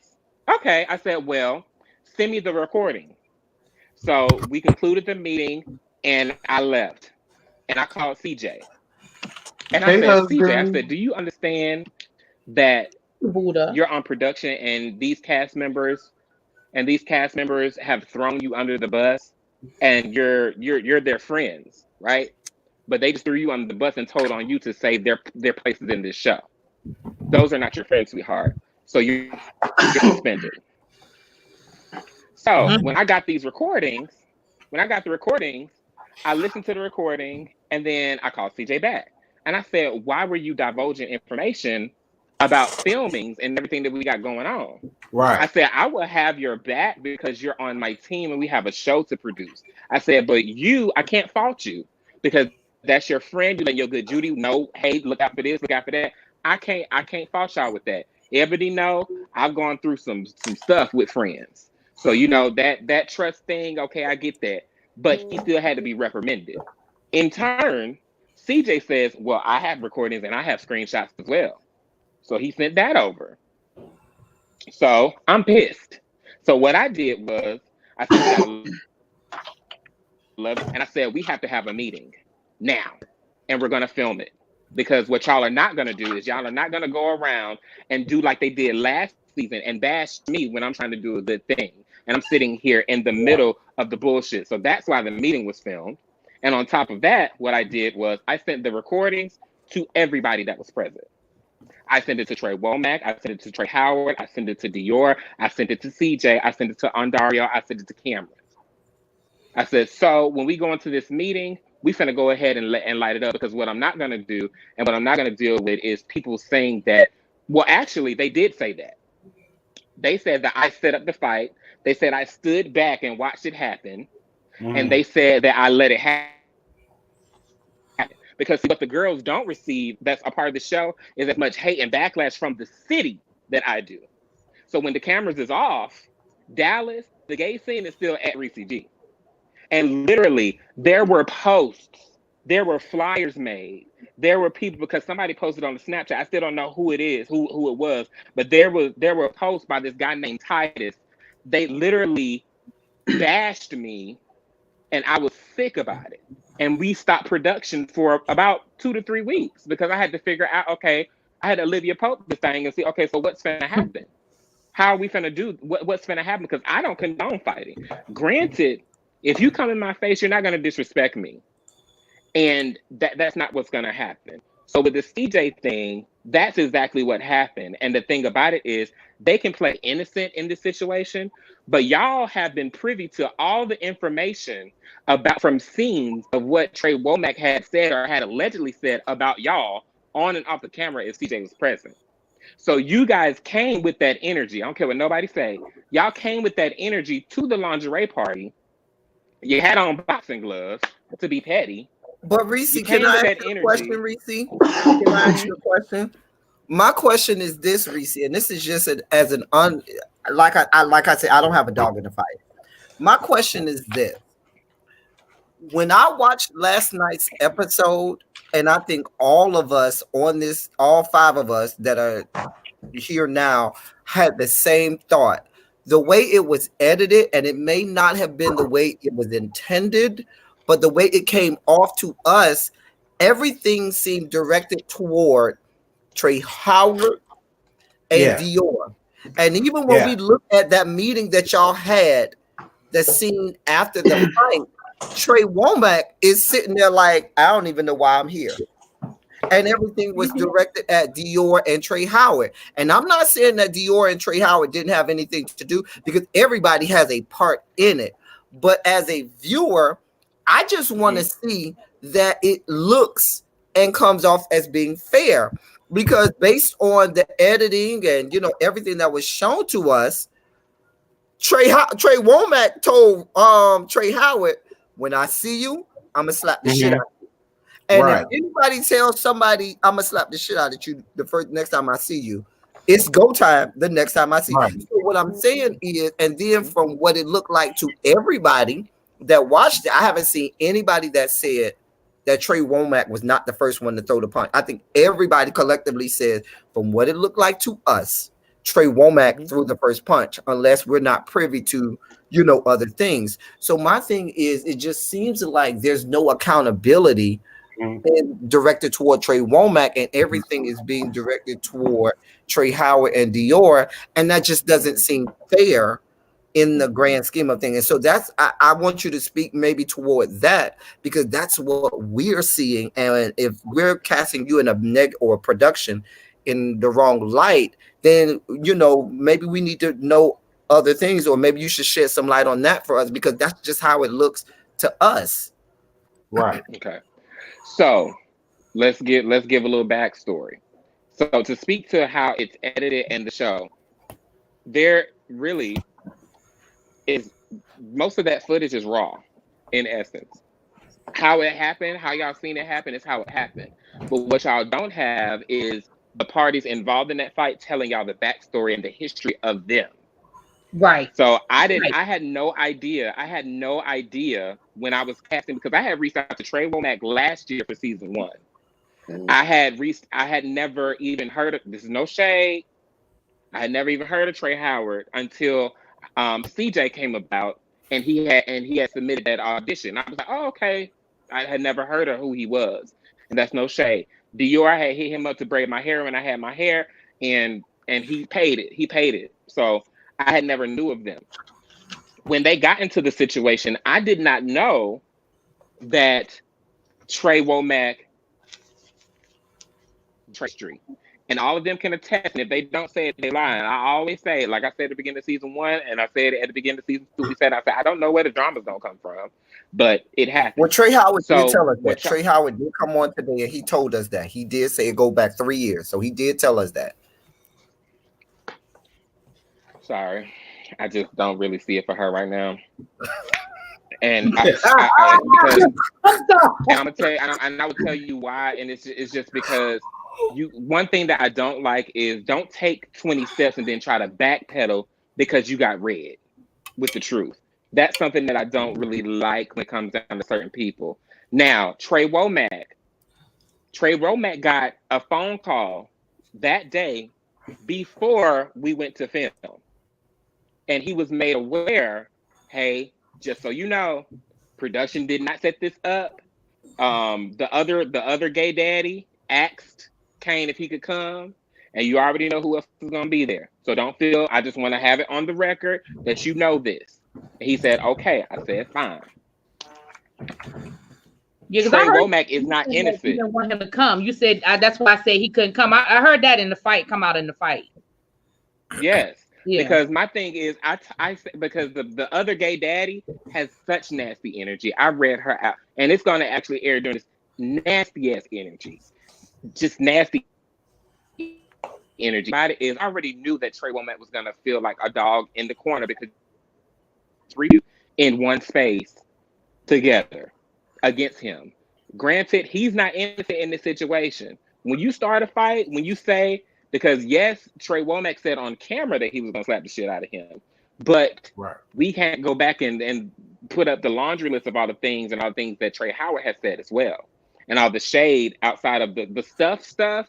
That's the only thing that we can show, to be fair, of what we can bring on the show. Okay. Do that. Y'all don't know that the truth of the tea is Trey Howard was talking to some boy. Okay. The boy didn't consider him and Trey Howard talking. Because they were all in the same circle, in the same friend group, Trey Womack started talking to the boy, and they just so happened to become boyfriends, and they were in a relationship for about 1.5 years, if I'm not mistaken. And so Trey Howard, as emotional as he is, as knee-jerk as he makes decisions, as defensive as he is, took to Facebook, took to Snapchat every chance he got to say something negative about the relationship, to say something negative about Trey Womack, on top of Trey Womack and Dior were like this, like very close. Trey was at his house every day. Trey Womack was engaged to Dior's one of gay brothers, proposed to the boy in the middle of the club years ago. So they were really, really close. So when you have a breakdown in these friendships and then everybody's against you, Trey Womack is from a small town. So they had not been all in a room together until that night of filming. Never. So this was the first time, and I still have a job to do. But when I come in, that night, whenever it's just Ressie G and it's something big or whatever, I tell production, y'all keep rolling, y'all do y'all thing. I'm just Ressie tonight. I can't worry about all that. And I had already told all of them, if you feel like you're gonna fight, if you feel like you're uncomfortable, leave. You do not have to stay for filming at all. Leave. And so the thing about it is, when I was standing there, we was cutting it back and forth, but y'all can kind of see a little bit. I was whispering to Trey Womack. I was like, don't do nothing. Please don't do nothing. I said, don't. I was just kind of back and forth. And so he's not innocent in this situation. He did not shoot his gun. Granted, he felt like he got jumped. He felt like he got jumped. Right. He felt like he got jumped. What happened was, I was literally the only person breaking up the fight at the beginning. Yeah. The only person breaking up the fight. Yeah, we saw you. Yeah. And my thing is, what I just don't agree with is nobody shot the gun. Trey Womack is prior military. He ride around. Yeah, that was sound effect. That's Edna. Y'all have to take it up with Andaria. But the thing about it is, he pulled the gun down. Now, he did cock the gun. He did cock it, but he did not shoot it. And so my thing is, when all Oh, that so there breakage was went a down, gun. yes, there was a gun. Yeah. Mhm. Okay. He felt jumped. Just being honest. I'm from the hood. Somebody jumping me. I don't know what else they finna do. And then what y'all also have to understand is Dior's boyfriend came charging up in his car, ready to do whatever he wanted to do. And they were all ready for that situation. So nobody is innocent in this situation. I'm just calling a spade a spade. My thing is, if you're gonna be the antagonist in a situation, own it. The only person in this situation, being very honest, that has owned it and apologized for it is Trey Howard. He's the only person, but the gag is all three of them immediately felt remorse, as well as the other gay daddy. And something else is going to air as well, because see, the gay daddy was brought into a phone conversation by a mutual friend between Trey Womack and the other gay daddy. So they had already had a conversation. So I think it's just the shock factor of, ooh, this is airing, ooh, this is back. Very much a Cynthia situation. Very Peter a bitch gate. Like, y'all already knew what was going to come. What y'all should have did was, like I sat down, I told everybody, I said, if you want to know how to flip this, if you want to know how to take advantage of the situation, ask me. But let me ask you this real quick. I'm sorry. When we break all of this down in the pieces that we have, the only thing in my mind frame, I think to myself, is all of this worth it? Is this the product everything in the show? Because when you sought out to do this, did you see it going in this direction? Did you? What was this the whole? What was your sole purpose of creating the show and giving people life? But before we go there, I wanna touch on something that you had said earlier too. So is it all worth it? Absolutely. Absolutely. And the reason I say that is because none of this is scripted. All of this is real life. The only thing that's different is that there's a camera in these people's faces. Sisters and brothers, friends, they get into it all the time. That's why these people, if they want to turn it around, if they want to make a statement by it, then you need to learn how to deal with your demons and deal with your problems. My thing is, if they would have fought at the club, it would have been the same shit. It's just no cameras in their face. Right. But at least y'all have an opportunity, because I'm a very strategic bitch when it comes down to this show. Y'all have an opportunity now to see yourselves on camera acting an ass. And either y'all are going to remedy your friendship, or you're going to lie and say there was not one. On top of that is, this is a business too, so there has to be some type of entertainment. But let's not negate the fact that I'm showing the Malaysia Booker piece. I'm showing and I'm helping Ariel remedy things with her O'Hara family. I'm showing Dior's problems with his dad that opens doors with certain things. I'm showing these particular aspects, even though people negated it and picked at the beginning of the season. I have enjoyed going through therapy. So these particular things people have to take into consideration and understand that we are putting our real lives to the forefront of how it happens. Nobody can make you do anything that you don't want to do. However, does it make you think about what you do in the future? Because I ain't put, no pun intended, I ain't put no gun to their head and Ressie, put a gun to their head and say, stay in the let scene. me ask you a question, Ressie. Because everybody, all of the other four of my panelists, I would never let them ask this question while you're here. So I'm going to ask you, because this has been my question for everybody who we've ever interviewed. So I'm going to ask the horse and get it from the horse. Not that you're a horse. You might be built like a horse. I don't know. You might have 3 legs like a tripod. But anyway, that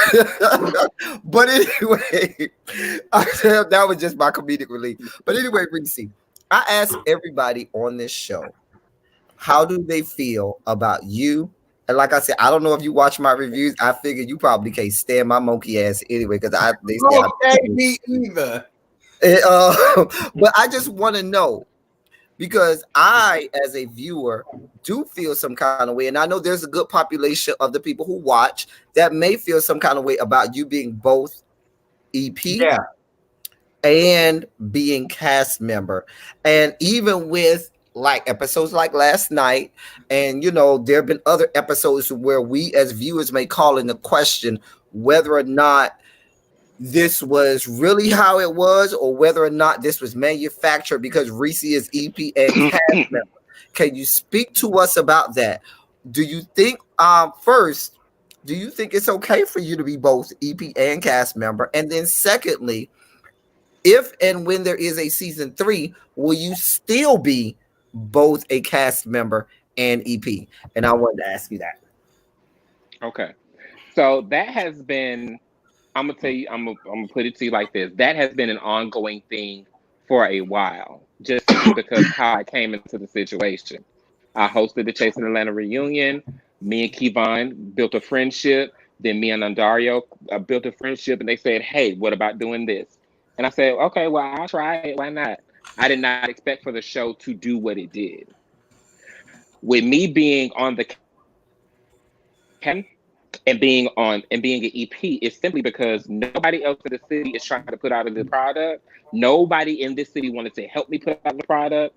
Nobody wanted to give me no money. Nobody wanted to be on the show. So I had to be EP to get it out.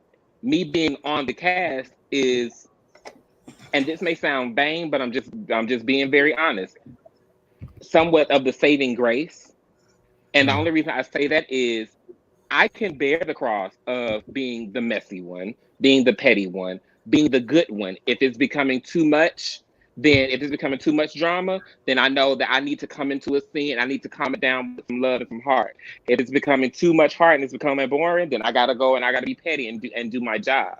So me being EP and me being cast member, they're two totally separate people. And the only people that can really speak to that are the season 1 cast, because they know for a fact that I keep the two separate. I've always, the tone of my emails, the way that I speak to them has always been the exact same way. Any bitch that says they don't like the fact of me being EP and being a cast member on the show can kiss my ass. Because another thing about it is, I'm not going to sit here and not benefit from a platform that that's just stupid. Because I'm not looking for the popularity or the clout like they are. Well, I can't say I was one. Ressie, everybody does say you are, if they had to choose between cast member and EP, they all collectively say you are great as an EP. Yeah. They always say Ressie is EP is great at what he does at EP. And if I have to choose, but I do want to, they want I do want to add this to that though. That is very true.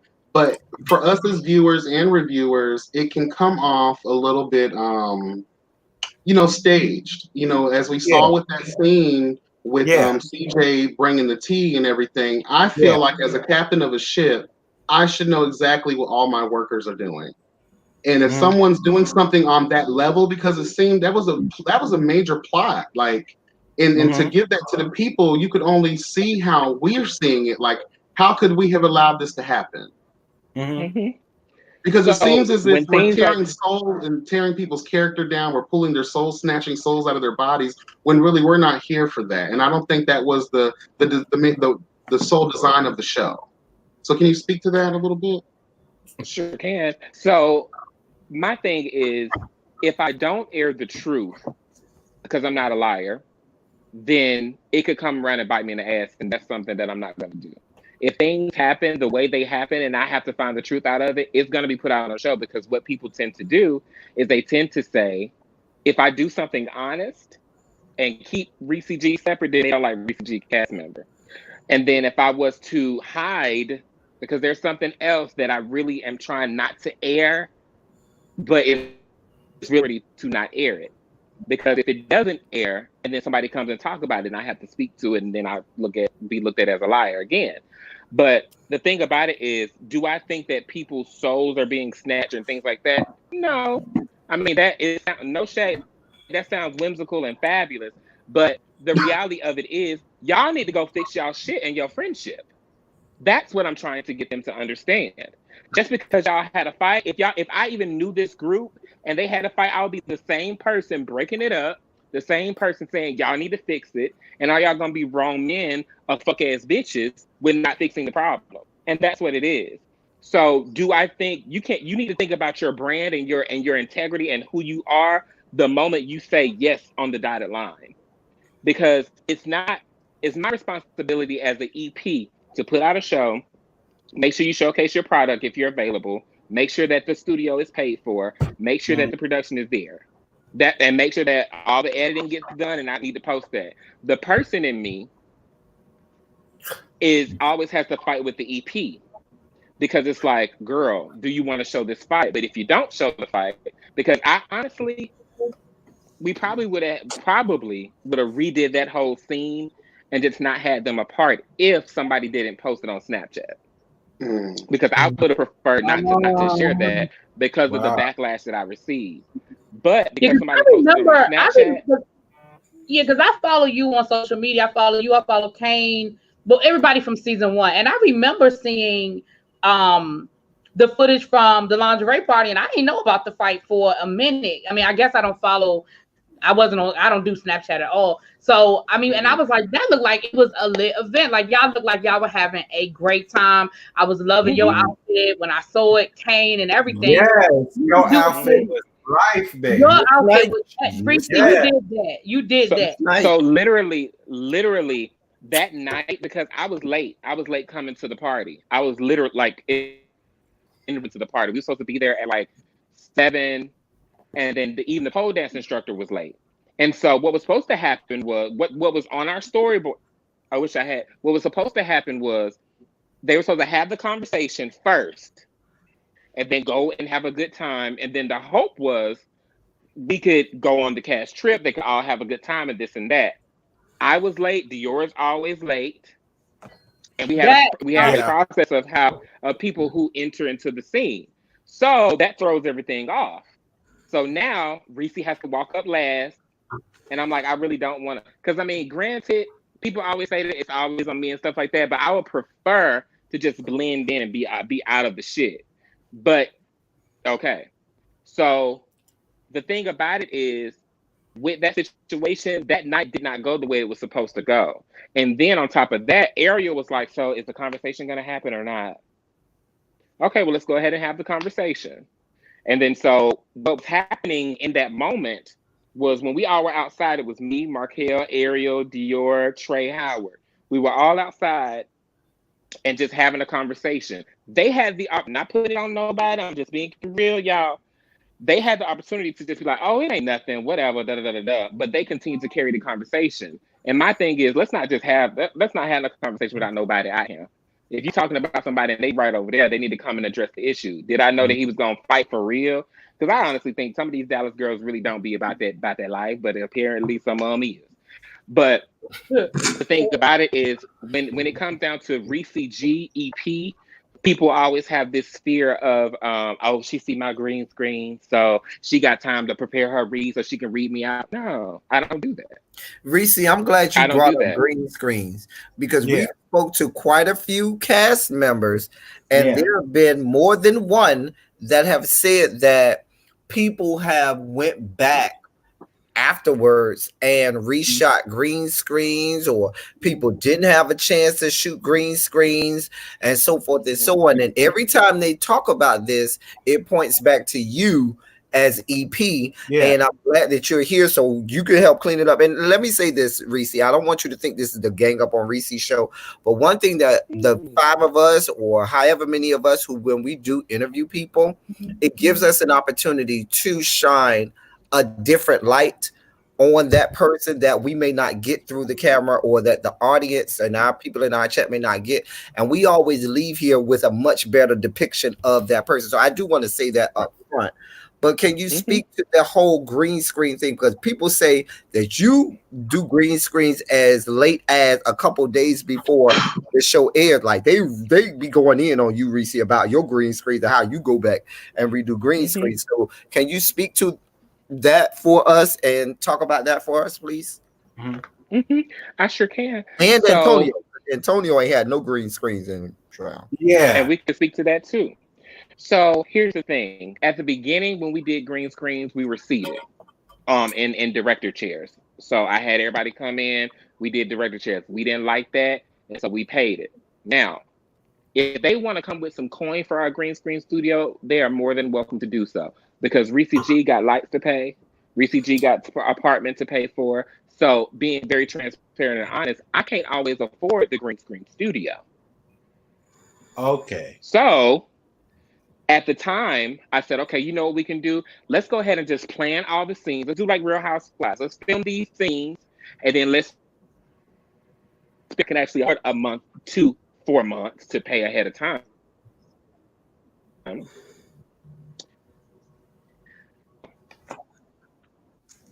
Those people that have said those things, they need to tell y'all how many times they said no, they could not. That's something else that's a problem. I have a 3-strike policy.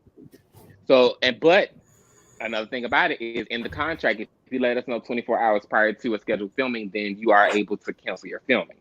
So that's kind of like that whole catch-22 situation right there. But my thing is the reason why, for example, Trey Howard,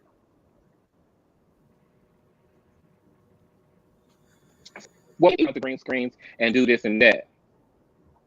But we can hear you. Okay. And Dario just texted saying I'm going in and out. Yes, we do film green screens the week of. And what they don't tell you is I told them as we're sitting there, hey, make sure that you only speak to what happened in that moment. And if it's not right, or if I feel like they doing too much or they're not being truthful, cut. We're not putting that out there. Ask how many times I do that. But the thing about it is, for example, let's say Trey Howard, when she had on the little blue thing with the corset, she filmed that maybe 2 days prior to the scene airing, mainly because we didn't know if that scene was gonna go in there or not. So I said, you know what? Let me give this girl a op. Come on in, let's do the green screens if you can make it, and then we'll go ahead and put it in the episode. So, in essence, yes, we do film the green screens when I can actually make it happen, because I don't ask them for money. Y'all didn't have to. There's no shade of chasing Atlanta. They did not have to pay the audition. Everything comes out of my pocket. If cast members need a ride, I go pick them up, take them to the green screen studio, and take them back home. I go pick them up, take them to a scene, take them back home. I go pick up production. I have to rent out the studio on top of rent out the camera. On top of I bring my own lights. And to add on to all that, I wake up at 5:45 a.m. I get to work at 7:30. I get off at 4 o'clock. I go straight to the studio, and I'm in the studio until 11 o'clock at night sometimes, because I need to make sure that this opportunity, that this production that I'm giving is done right. Granted, I just bought a green screen and I set it up in my bedroom. No, I'm real cute. So I'm gonna go ahead. Are you cutting in and out? What are you doing in your bedroom with that green screen? Child. What are you doing in your bedroom with that green screen? What I do. Oh, let's speak to Antonio. So let's speak to Antonio. Real quick, I'm sorry, because this kind of will tie into that relationship with Antonio. Just overall, because I've said this in a number of my reviews, based on the things that we've seen and what we've heard throughout your tenure through the Chasing Reality brand. Can you speak to people like myself and other cast members, like when Markel and you were pissed off at George's weenie roast when he stated that you've burned the bridges with people that you've networked and cultivated relationships with because of how messy you are and how willing below the belt you're willing to go. So can you speak to that a little bit? Because I think it speaks a lot about character, and I did come at you in my live review this morning for something like that. Because again, based on what we are seeing, at the end of the day, we can only assume and judge that part of it. So I would just like for you to clear that up. Your relationships with the cast, how that is there any truth to you losing these friendships based on how you moved in the streets? Okay, so as it pertains to the Atlanta cast. So the Atlanta cast, when I went out there, when my mom was sick, Ebony and Really Bitch know, my mom was sick. She had a stroke. I was back and forth between Dallas and Atlanta for about 6 months. I had got laid off. My lease was up. God was saying, go take care of your mama. Did that. When I was in Atlanta, I was asked to be a part of production, to film and direct 2 scenes, which was a Christmas event and the scene at a place called Henry's when Kendra she had the blue hair and the disrespect that you gave. Scene. I directed that scene and I directed the Christmas scene. I want no credit because I already knew what was going to happen. when I came out there, the way that they do some of their scenes, they have no, and this is no shade, Andario, do not beat me up. They do not have a director that says, okay, cut. Okay, now Kendra, I need you to act so and so with so and so. Okay, cut. We need to do this. Let's switch angles. They don't have anybody that does that. So when I came into the picture and I was doing that, which I was asked to do, because with that scene with Lil Kendra, I actually was down there auditioning for The Real World. And then I was back and forth. So I really wasn't even there for the show. And then I just did a scene because Kevon was like, hey, why don't you go and do a scene at Oliver House? He's going to do a brunch. I said, okay, cool, whatever. Okay, let's do it. And so they did not like that because it was new to them. They didn't. And then when you come in for a first season, you don't know what to expect with these people. So you think they're just trying to only pull drama out of you. So the thing about it is, and then that's when the whole EP and regular Ressie thing comes into play, because they didn't like that, to be very honest. My thing is, I try to keep peace. I don't like drama. That's just what it is.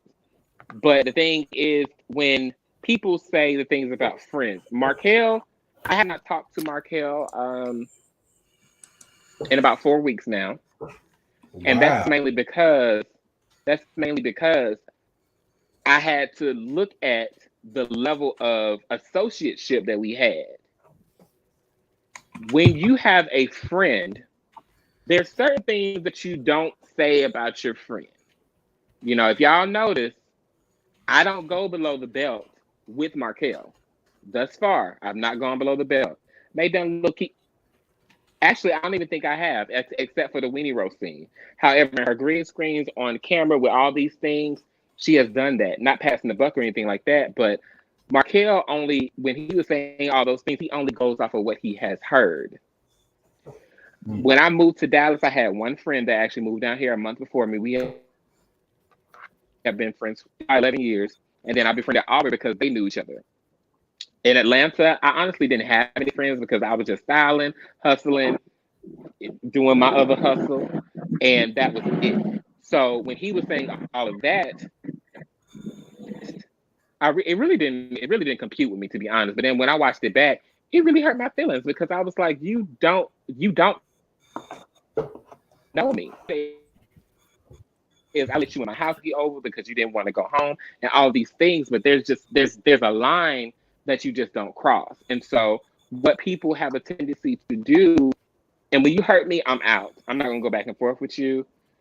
I'm not gonna do that. So I had honestly checked out in that situation. I was like, okay, I'm good, dog. It's all right. So with that particular piece, when I moved to Dallas, I had two friends, and one was Mario. That's my very best friend. And me and Aubrey, we lost sight because people were in the middle. We're cordial now.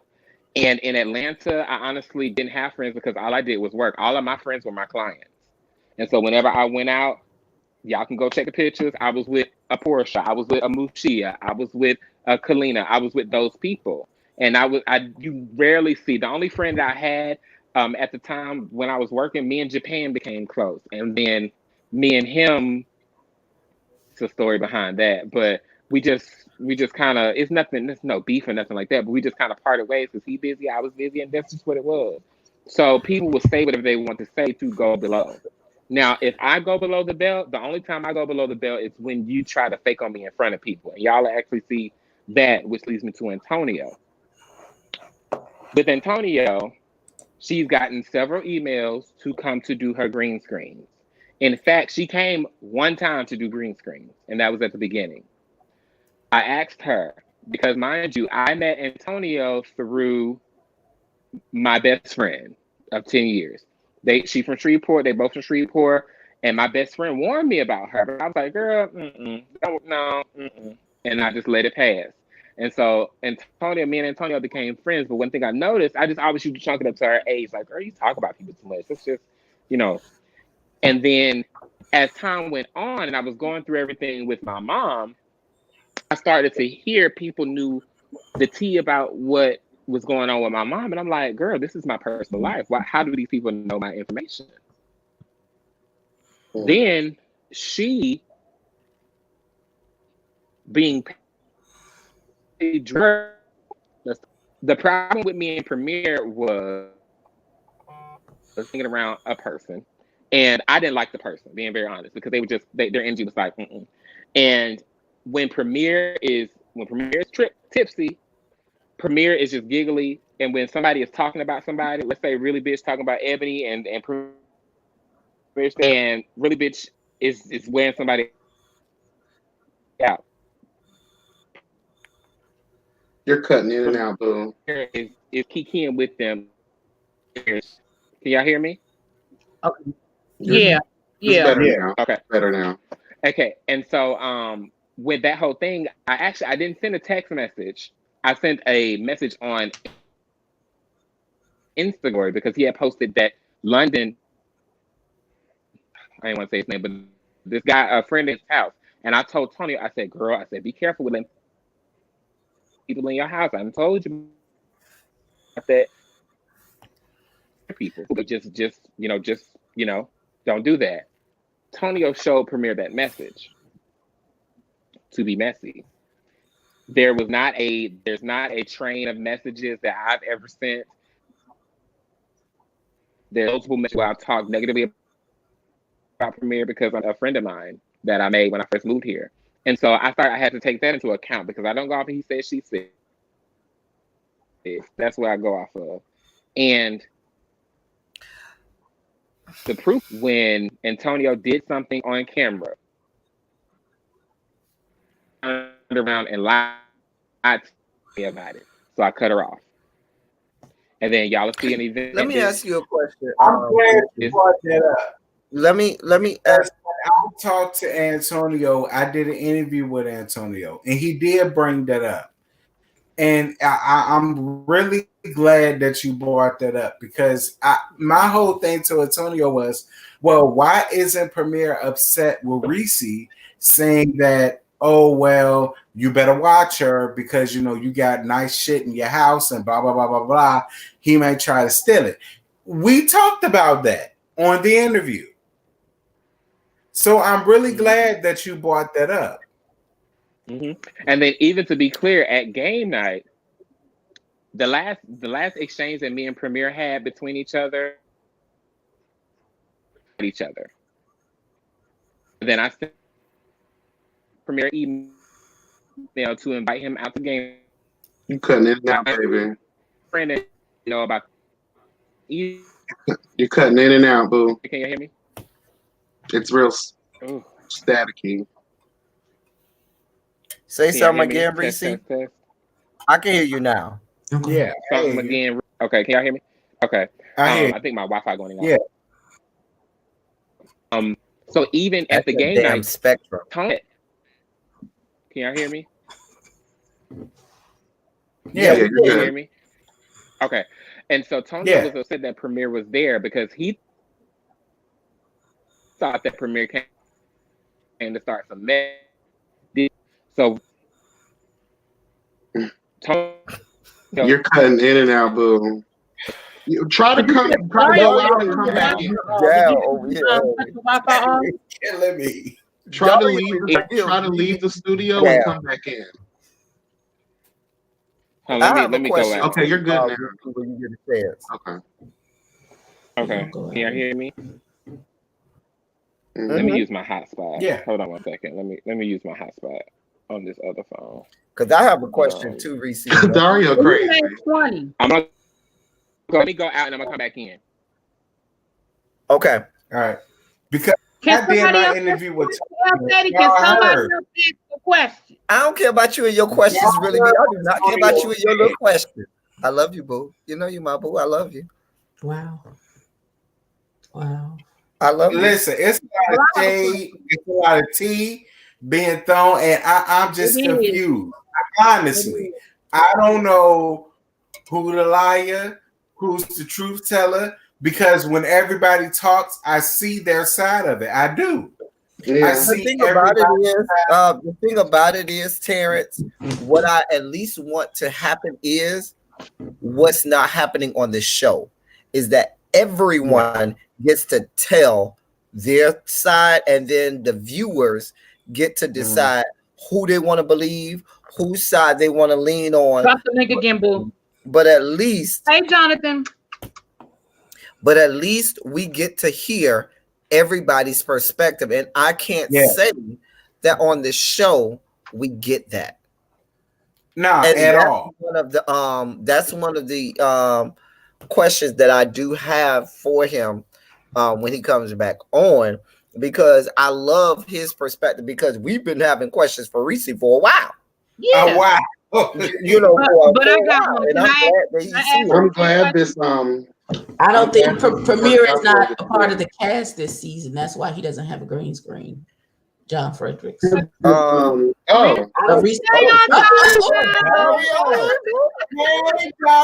what's going on? What's he? Yes, I live. What's going on? Oh my God. Wow. Dario.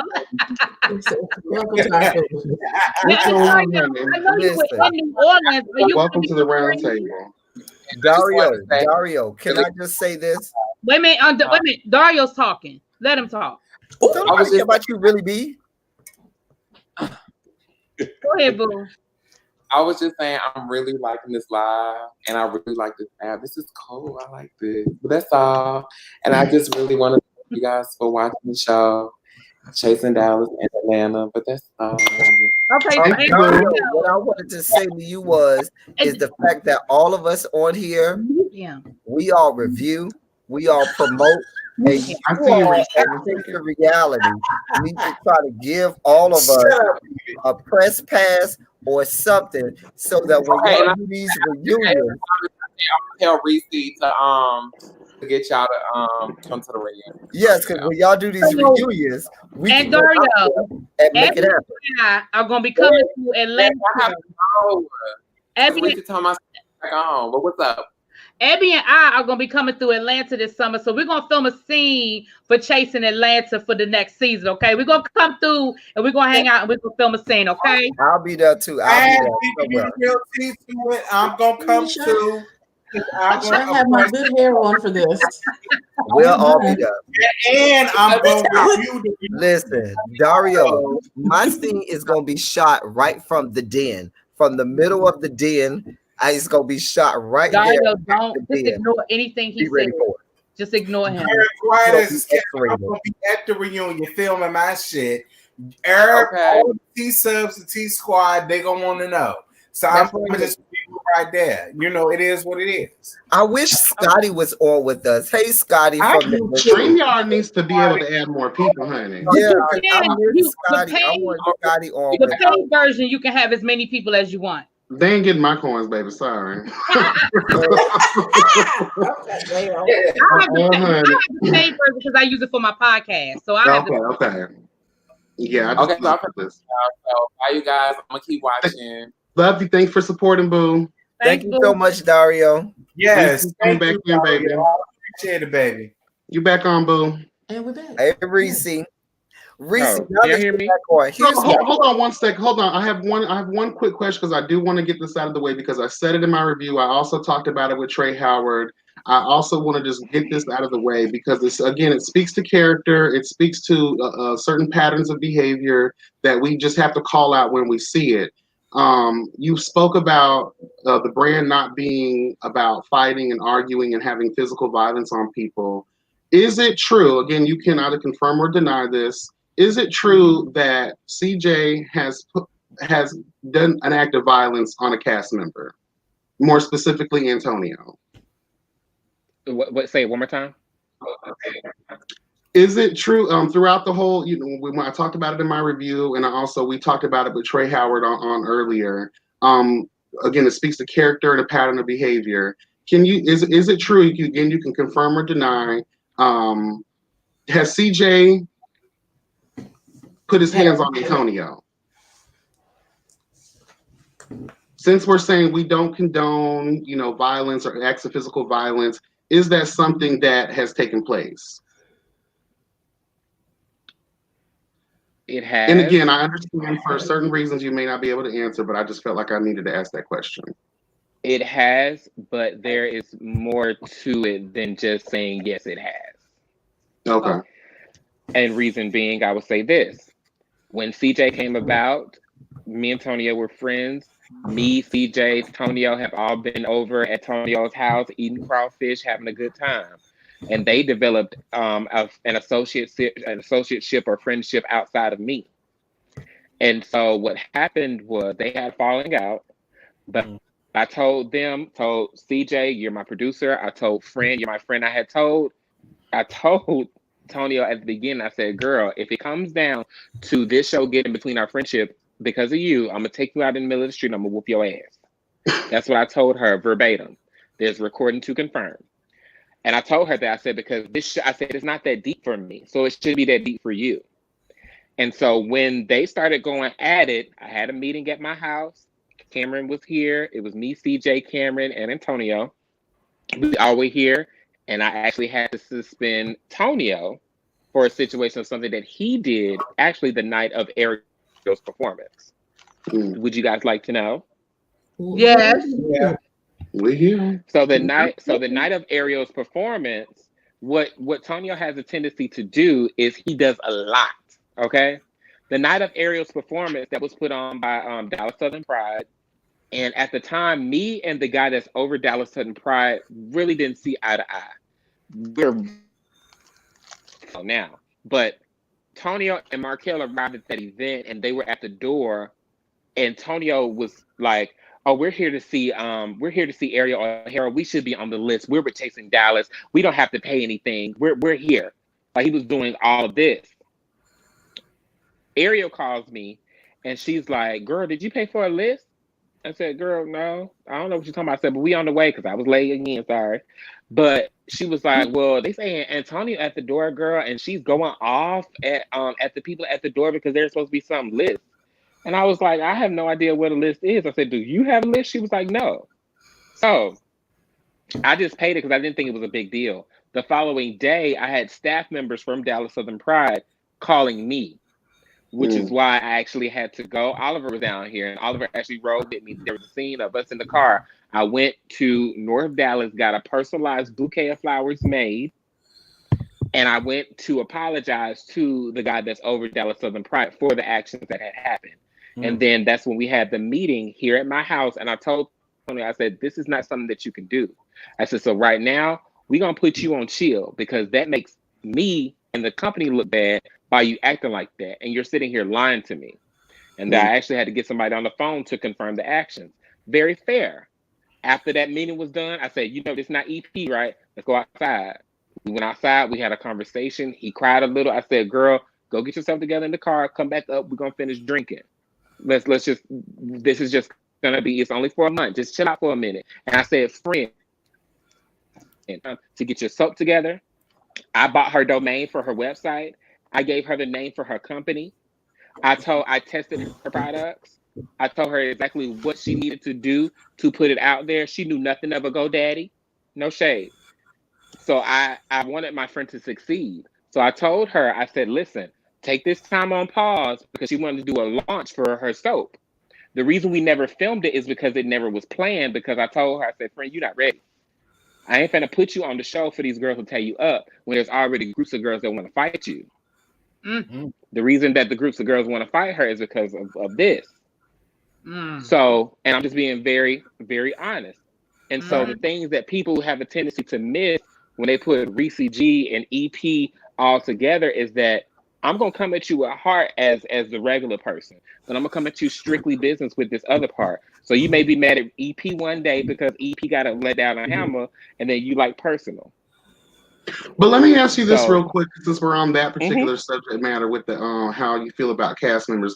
Even when in a professional setting, even when you're serving human resource teas to the girls, I feel like whether you're personally invested in them or not, or they're not serving anymore for the show, it's just sometimes, and to be honest with you as a person, the way you come off to these people, you may not be here for Antonio or Trey Howard, but still, I feel that you should still hold yourself to a certain professionalism when you're talking about them. You know what I'm saying? And you see how that can come off for some people, and it may deter people from wanting to do business with you.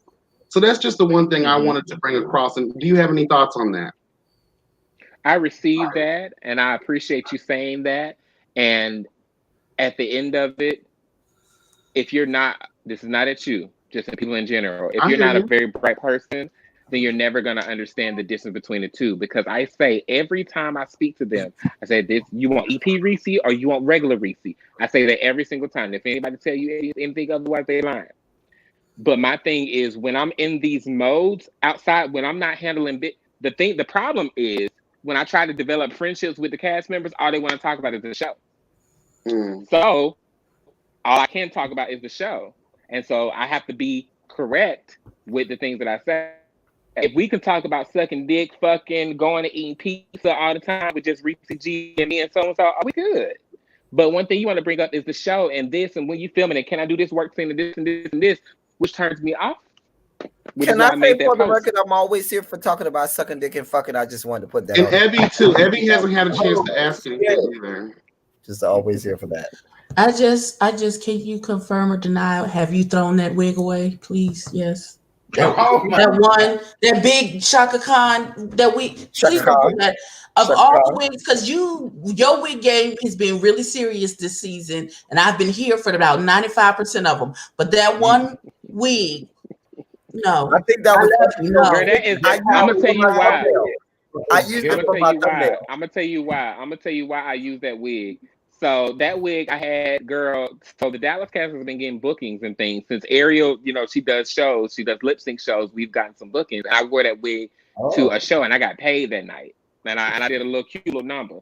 And so that wig was in my trunk, and I had to do some greens that particular night. I had nothing to wear. I had that top that Ariel actually had made, and I had that wig, and I always keep my makeup with me. And I was like, Andario, are you sure I got to do this thing? Yes, girl, we got to put it in. It's got to. I said, okay. And we did that on a Wednesday, and my hair was not cut. So I was like, okay, well, girl, I know they finna tear me up, but let's let this mug at least be beat. Some of the girls liked the hair, and some of the girls didn't like the hair. But I mean, I definitely understand. I definitely understand that people have a idea just because I am EP and I am cast member, and I'm hoping one day it subsides so that people can kind of look at me like a Shawnee and just let it be right there, or look at me as a Mariah and just leave it right there, because it is a lot and it is a huge cross to bear. Thank God I got some very tough skin, but I understand that, and I can only speak my truth about it. But people will always, well, actually, I would say this: at the end of season 1, I got a lot of apologies, because they really saw that I was being fair and I kept the two totally separate. So I anticipate that happening at the end of season 2 with some cast members, but especially Kane talks about it all the time, because there was another situation, here we go, with Antonio, where Kane and Aubrey was telling me, Antonio be talking about you like a dog, and then they almost got to fighting one night. And then Kane told me, he was like, Ressie, I really don't see it for you personally. We can just be business, but personally, I just can't fuck with you like that. And I was like, okay. And then we had a meeting.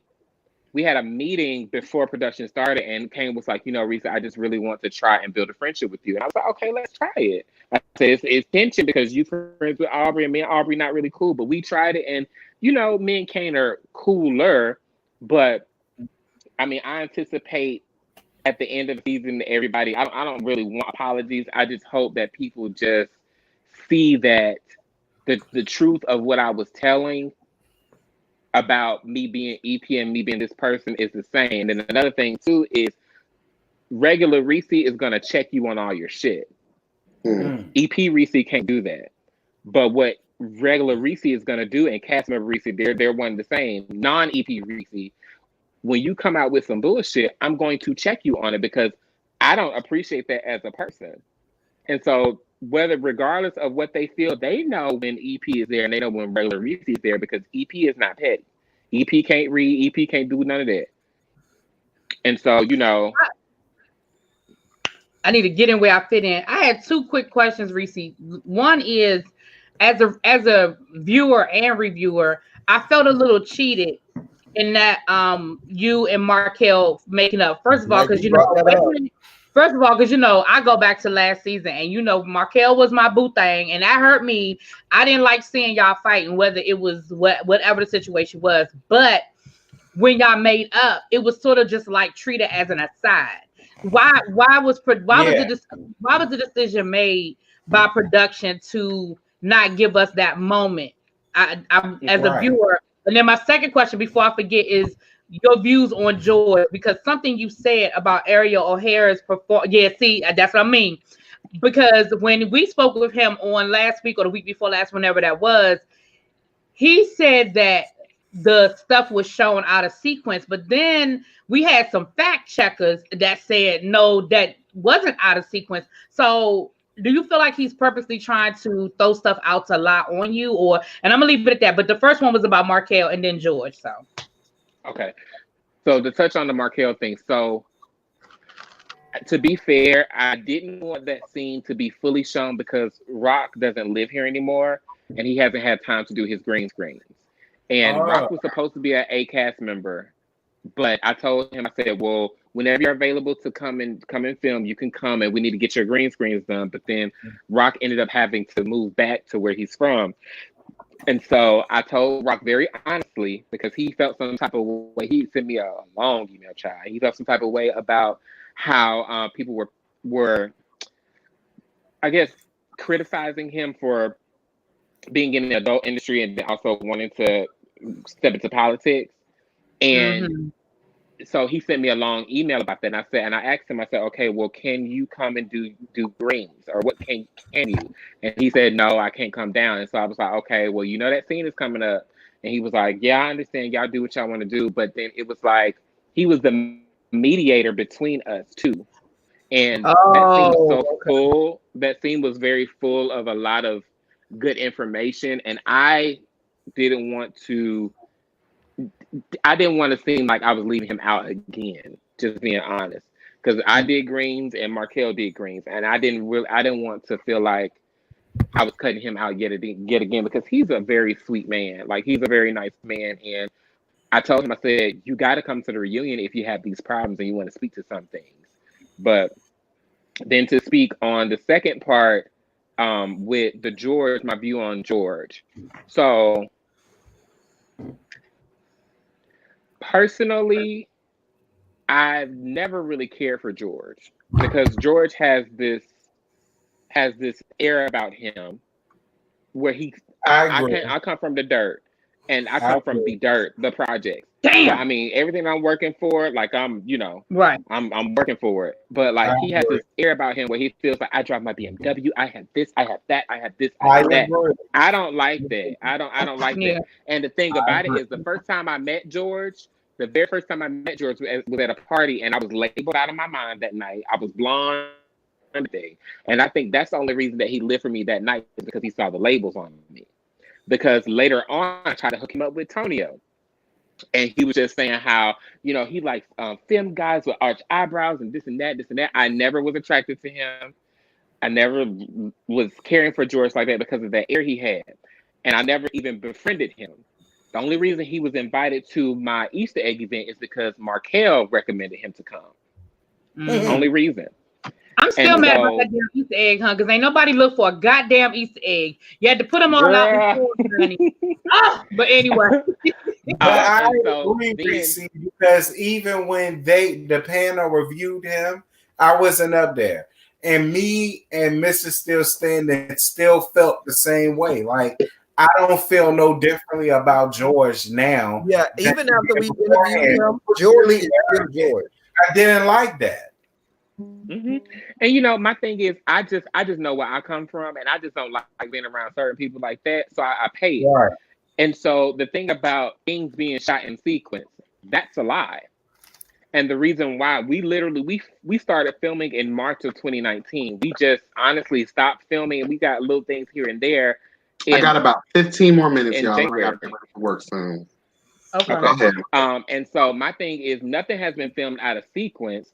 The sequence on our storyboard is exactly how it is. There may have been gaps in time, but things happen the way they happen.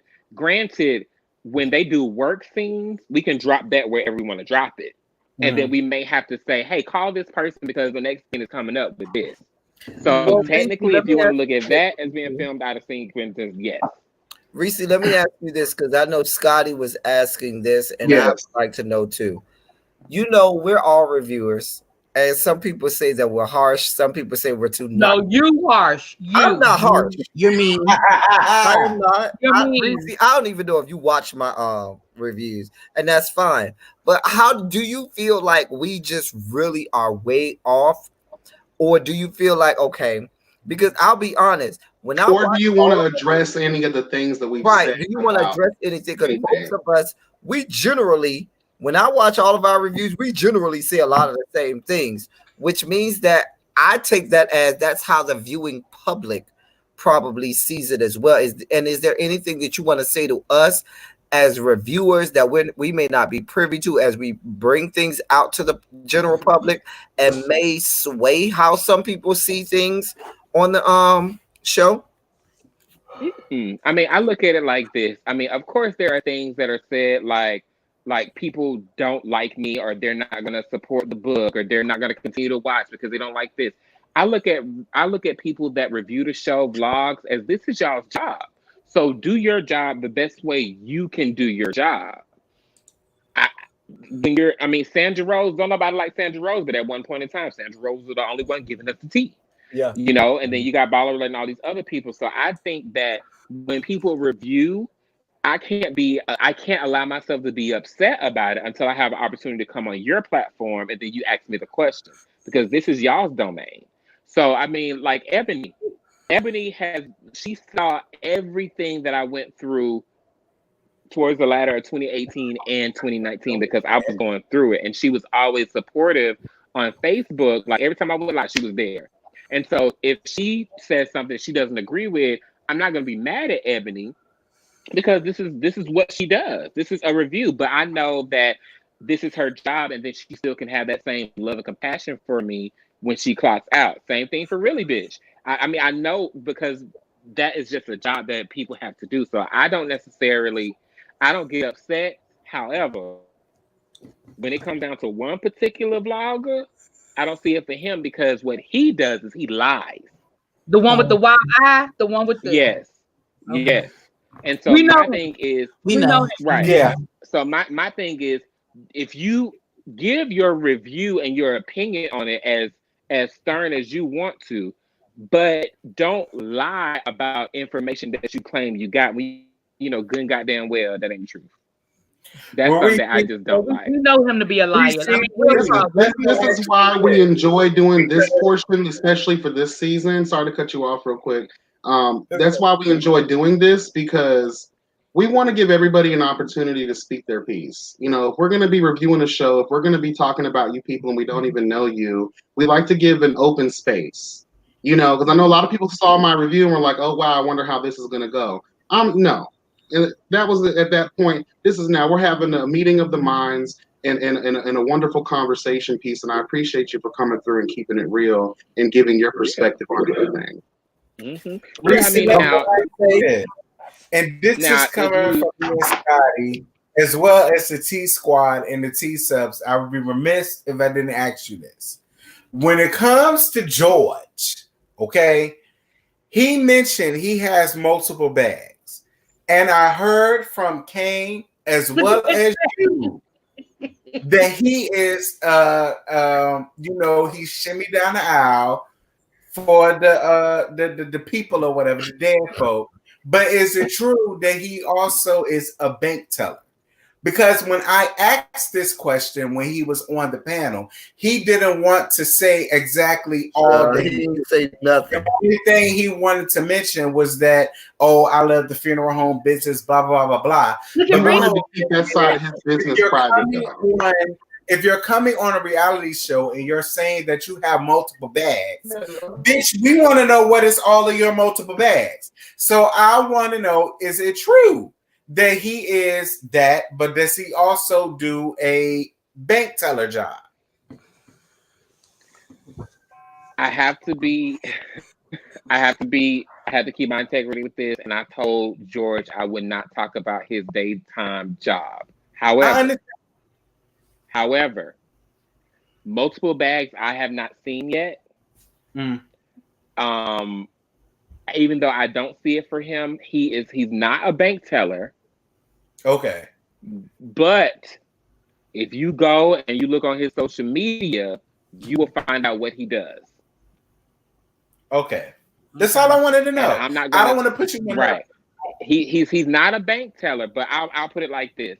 If you work at, how can I put it? Bank of America. No, I'm gonna put it like this. I work at a boutique, right? And because I stand behind the register, people think I'm just a sales associate, but I'm really the store manager of that boutique. Right. So keep up with me. I'm not the cashier. Right. But I'm the manager of the boutique. Yeah. Equate that to him. Let me ask you a question, Reese. Let me ask you a question. Ooh, Dario. 2 questions, Reese. One, my first question, I asked this earlier and you didn't answer, so I'm gonna ask it again. Is there a season 3? And if there is a season 3, are you still going to play the role of both EP and cast member, or are you going to try to remove yourself from playing both roles? Because I'll be honest with you, Reese, and I'm glad that you shed a lot of light on a lot of stuff today. But had we not had you on today, and for the general public outside of the however many people that are watching this interview, they don't get this side, and so they may feel some kind of way about that. So I just want to know, are you, if there's going to be a season 3, are you going to be both that EP and cast member on season 3? And then my second question, that was my first question. My second question is, you see the 5 of us, you know we have a vested interest in this show. Do we get a press pass and an invite to this reunion? I'm just asking because we all wanted that. So season two, I would say this. Undario pushed me more so to be more of a cast member than I did. Because honestly speaking, after season 1, everything I took, can y'all still hear me? Yeah, we can. Okay. Everything that I took from season 1, it was a lot. And with my mom and all that stuff, it was a lot. So I really didn't want to be as much. But I have to step into place where it's time to step in place. And I now the fans are loving me again. So, for season 3, I may pull, like, y'all know that season of Married to Medicine where Mariah wasn't in the opening, but she was still around. Yeah. I may do that because season 2, y'all, it has been extremely tough. And it has, like, I was dating someone and it was always is this regular you? Is this show you? And it was all of that when I really wanted to date this particular person. So it did take a toll on my personal life. And so, but at the same time, for the greater good, if I would not have invested in the show, Malaysia's mom would not be reaching out to me saying, thank you so much. It's certain crosses that you have to bear. So season 3, if there is a season 3, I will most definitely be back because I definitely want to take advantage of the opportunity that's been created, and I'll still be EP. However, I would try my best to build a bigger team so that I can just make the final decision as EP and just stay more so on that side. Okay. And then we may have to do another interview because I know you said you had to get ready for work, but we still have to touch on Trey Howard as well. Okay. What about our press passes for this good reunion that's coming up? Y'all know my y'all know the reunion is always a closed reunion, but like last year I only allowed press to come. So if y'all could make it, period. I ain't paying for y'all. Well, inbox us today. Inbox us today. All right. Okay. Yeah. And I will say we have a fairly flights is cheap right now because people because people are afraid of the coronavirus. Right. So we don't have a definite date, and I can't tell y'all how many episodes we have, but just know I heard you extended the season. Enough. Huh? I heard you extended the season. we have a lot going. I thought it was gonna be just 10 episodes, but we have way more than that coming. Oh And wow. so the Well, just keep reunion us is. posted because- Mhm. Oh, I'm sorry. Go ahead. No, I'm just saying the reunion is probably not gonna. It's gonna be spring, like. Okay. But I would say we got this month is gonna finish out, and next month is gonna finish out. Oh wow. So we got a lot Okay, of so stuff. maybe to Yeah. be close to my spring break, and I could just roll it on in, and I ain't gotta worry about taking no and days let me off say work. this, Reese. As much as Okay. people give you flack, Reese, one thing we can say is the fact that Chasing Dallas, of all of these franchises that are on YouTube, is doing the best numbers. So even though we may come on here and read, Don't say we. Don't say we. Don't say to the we. white meat, or I might drag to the white meat.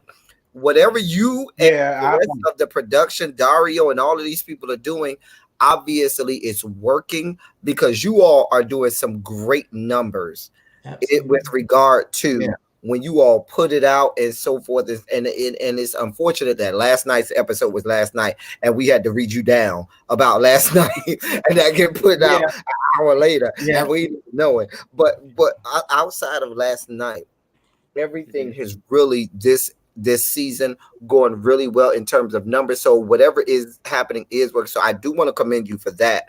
With that, and so I hope that that continues, and that some of the stuff that we are saying tonight and moving forward, and what this means to us in the spectrum and in the Black spectrum community, what this means to us, and the importance of what you all put out there that does represent us. And one of the questions that I do normally ask everybody is this show a good representation of the Black LGBT community in Dallas? Because it is one of those outlets where the outside world is seeing what they believe is the community in Dallas. And is that it? And so, just the platform that you have, and I just wanted to speak toward that. Thank you for that. And I think that every person that does a review, every person that speaks on the show, I listen and I take that into consideration, and I pull a Beyonce and try to do better than I did last year, which is why season 2 is the way it is and why season 1 is the way it is. Because I listen and I try to figure out how we're going to make it better, because if it's a better production, the things that bring me fulfillment from season 1, that season, I wanted to put out the meth thing with Tony. I wanted to put out how Premier lost his ex. Those 2 things were the most important to me. This season, it was the Malaysia piece. Honestly, it was the Malaysia piece so far. But that's what I don't really care about the numbers. It's great that they do well, but I mean, the money that we make from that goes right back into the show. And, I think the depiction of what we're depicting about Dallas, the Dallas gay scene, we're honestly, as far as the fighting and the he said, she said, and the social media beef, it's exactly how Dallas is. And I'm not from here, but the only thing that we're missing is the aspect of how there are no reconciliations. These people out here don't reconcile. At least on the show, we'll see some type of reconciliation. But I think that we're spot on, which is why the people in Dallas are finally giving me my roses, so to speak, and saying, oh, I live for the show now. Because when I first did it, everybody was like, nobody from Dallas on the show. Who is this? Who is that? But now, Trey Womack, Dior, Ariel are 3 popular figures in the Dallas gay scene, and they were that before the show. So I had to make sure that they were there. And then I got somewhat of a crown because I was the girl from Atlanta that came here. So then I made a little noise. But those 3 people are from here, not from here, but they've been in the scene so long that people will respect them being on the show. And then it does making it a representation that's accurate. Do I think that it's the best representation of just the gay scene in general? I'll agree with the public and say no, because they want to see kumbaya and they want to see hugs and more uplifting. But there's still a reality show. This is not a docuseries. So if I produce a docuseries, and maybe we can do that over there. But one thing that I do want to always acknowledge is that this chasing reality in general is giving gay Black men or gay Black folk, now that we have trans women, opportunities to show themselves and what we go through, whether it's a fight or not, or how we deal with situations that Mona Scott ain't gonna do. I do appreciate the fact that you introduced the gay family situation. I don't think we ever got that on the other Chasing Reality brands. I do like the fact that you introduced Ariel O'Hara, into the show. Also, she's bringing a gay family with her and people that are established. I will say overall, did you get my DMs from last week? I sent you when you were on Instagram. You were going through something and you posted a letter on your Instagram, and I DM'd you these 2 big long ass paragraphs because no matter how I review the show or I review you or I'm reading the cast for filth, I understood where you were coming from in a way with that. But I do want to just leave you here because I do have to get out of here soon. Is that just moving forward, yes, we want to see kumbaya moments. Yes, we understand that T and Shade are always going to be cute and everything like that. But I do want you to remember that these people have to go home at the end of the day, and so do you as well. I want this. We're so compassionate because, Oh, we lost him. Hello? Oh, no. Oh, no. What happened? Listen, we were having such a good had a phone call. I'm living. I'm absolutely living. I We gotta gotta say, listen. a lot of my questions was being answered. I will say that. And just real quick, because I do have to get off here, and I don't know if he's going to have enough time to say it. I'll just end it with this, and you can just think about it. I've said it throughout my reviews. Again, I've said it throughout this entire live, is that, yes, we're here for Shade. We're here for T. We're here for drama, too. But to what extent, again, everybody, including producers and owners, you guys have to deliver this shit, later on down the road. So if you want to get on major networks, if you want to create your own network, there is going to have to be, you're going through your learning curve. But again, we do have to bring it back full circle at some point or another. And shout out to the 70+ people that have been in the this whole time. Y'all been sticking in here, and shouts out to you, Yes Bitch TV. Great numbers, honey girl. Go ahead and get them numbers, bitch. Okay, hey, this happened very organically, and that's how I love it. Yes, God. That's exactly how I love it. And I do appreciate. I this has been phenomenal today. We've got a lot of questions asked. It has.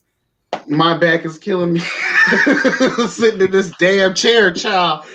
Girl, the first of her name, honey. Yes, God, this Iron Throne is. Well, really, I stole it from a hospital. Like this is. I stole this chair from a hospital, child. They made me wait in the ER too long, so I said, I'm taking something for my troubles, bitch. Shit. Hold on, I'll show you. Think I'm playing. Once again, thanks to Ressie G for coming on. For the waiting room. Trey Howard. Thanks to Ressie G. Thanks to Trey Howard. Thanks to all of the other cast members that were in the chat. Dario, thank you for being in the chat, and thank you to all of the other people in the chat. Scotty, my love, and all of the other fellow YouTubers that are in the chat for all that you all do. And subscribe to everything. Y'all make sure y'all like and hey Dario, hey Dario, what's going on? Y'all make sure y'all like and subscribe to everybody that you see on here. If they're in the chat, just was that a second fashion look, girl? I felt like it was a whole other look. Like you better do it, honey. Listen. And again, I do appreciate all of you for being here with me today. I really do appreciate it, guys. Like, y'all are everything. And make sure you guys are liking, subscribing, commenting on all my panel members' situations, honey. Any announcements y'all got going on you want to say before we get out of here? Y'all know y'all will see me in the morning between 10 and 10:30 Eastern for Silly Saturdays. Y'all know how we do. Yes, God. And I will give the T Squad and the T subs. Y'all keep sending me bullshit, girl. Y'all keep sending it to me. I'm gonna go on ahead and do another T Talk Live. Look out for that tomorrow. Sorry, y'all. I'll be live at some point tomorrow. I probably towards the evening. Yeah. Oh, wait a minute, bitch. Teddy, when is you doing another boys' night out? You gotta keep asking me. Another boys' night out? Yeah, when you gonna do it? I might do it tomorrow night. I'll get with y'all. I'll hit y'all up with a DM. I'll hit you up. Yes, I'm off tomorrow night. What's tea? I'll hit you up and I'll let you know if we gotta do another. Scotty, look for that email too, Scotty. Send me an email, Scotty, and we'll look for that for Boys Night Out. And Scotty. What do I want to say real quick? Thank you to Trey Howard for also coming through and giving your perspective and your side of everything. We definitely appreciate it. Mm-hmm. There was something else I wanted to say. Fuck. I'll be live in the morning just for a while. I've come to serve, girl.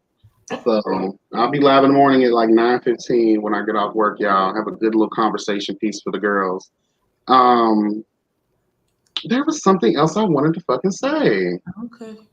Well, I'll be live sometime tomorrow in between when all of y'all are live to beat this mug. I'll figure it out. Y'all know I go live on Saturday morning, same time as normal, between 10 and 10:30, 9 and 9:30. I'll be in the bushes. And I'm about to get off of here because I gotta get to. I gotta go to work. Reviews I gotta get to. But Mother said the broom will be out later on tonight. So just FYI. Shit. Well, we tried. Okay. Again, I appreciate everyone. Thank you so much for joining us to chat. We love you, everybody, panel members. Love you guys so much. And thank you for watching Yes Bitch TV. And make sure y'all subscribing to Yes Bitch. He brought y'all all the tea tonight. He gave y'all everything y'all been waiting for. Trey Howard, thank you so much. Press down, shaking, runneth over, bitch. Oh. Yes, God, honey. Press the damn button. Press the damn button. Shonda. Guess God, honey. Oh no, not the Shondo. Oh my God. Take care, guys. Love y'all so much. All right, peace. Hit the damn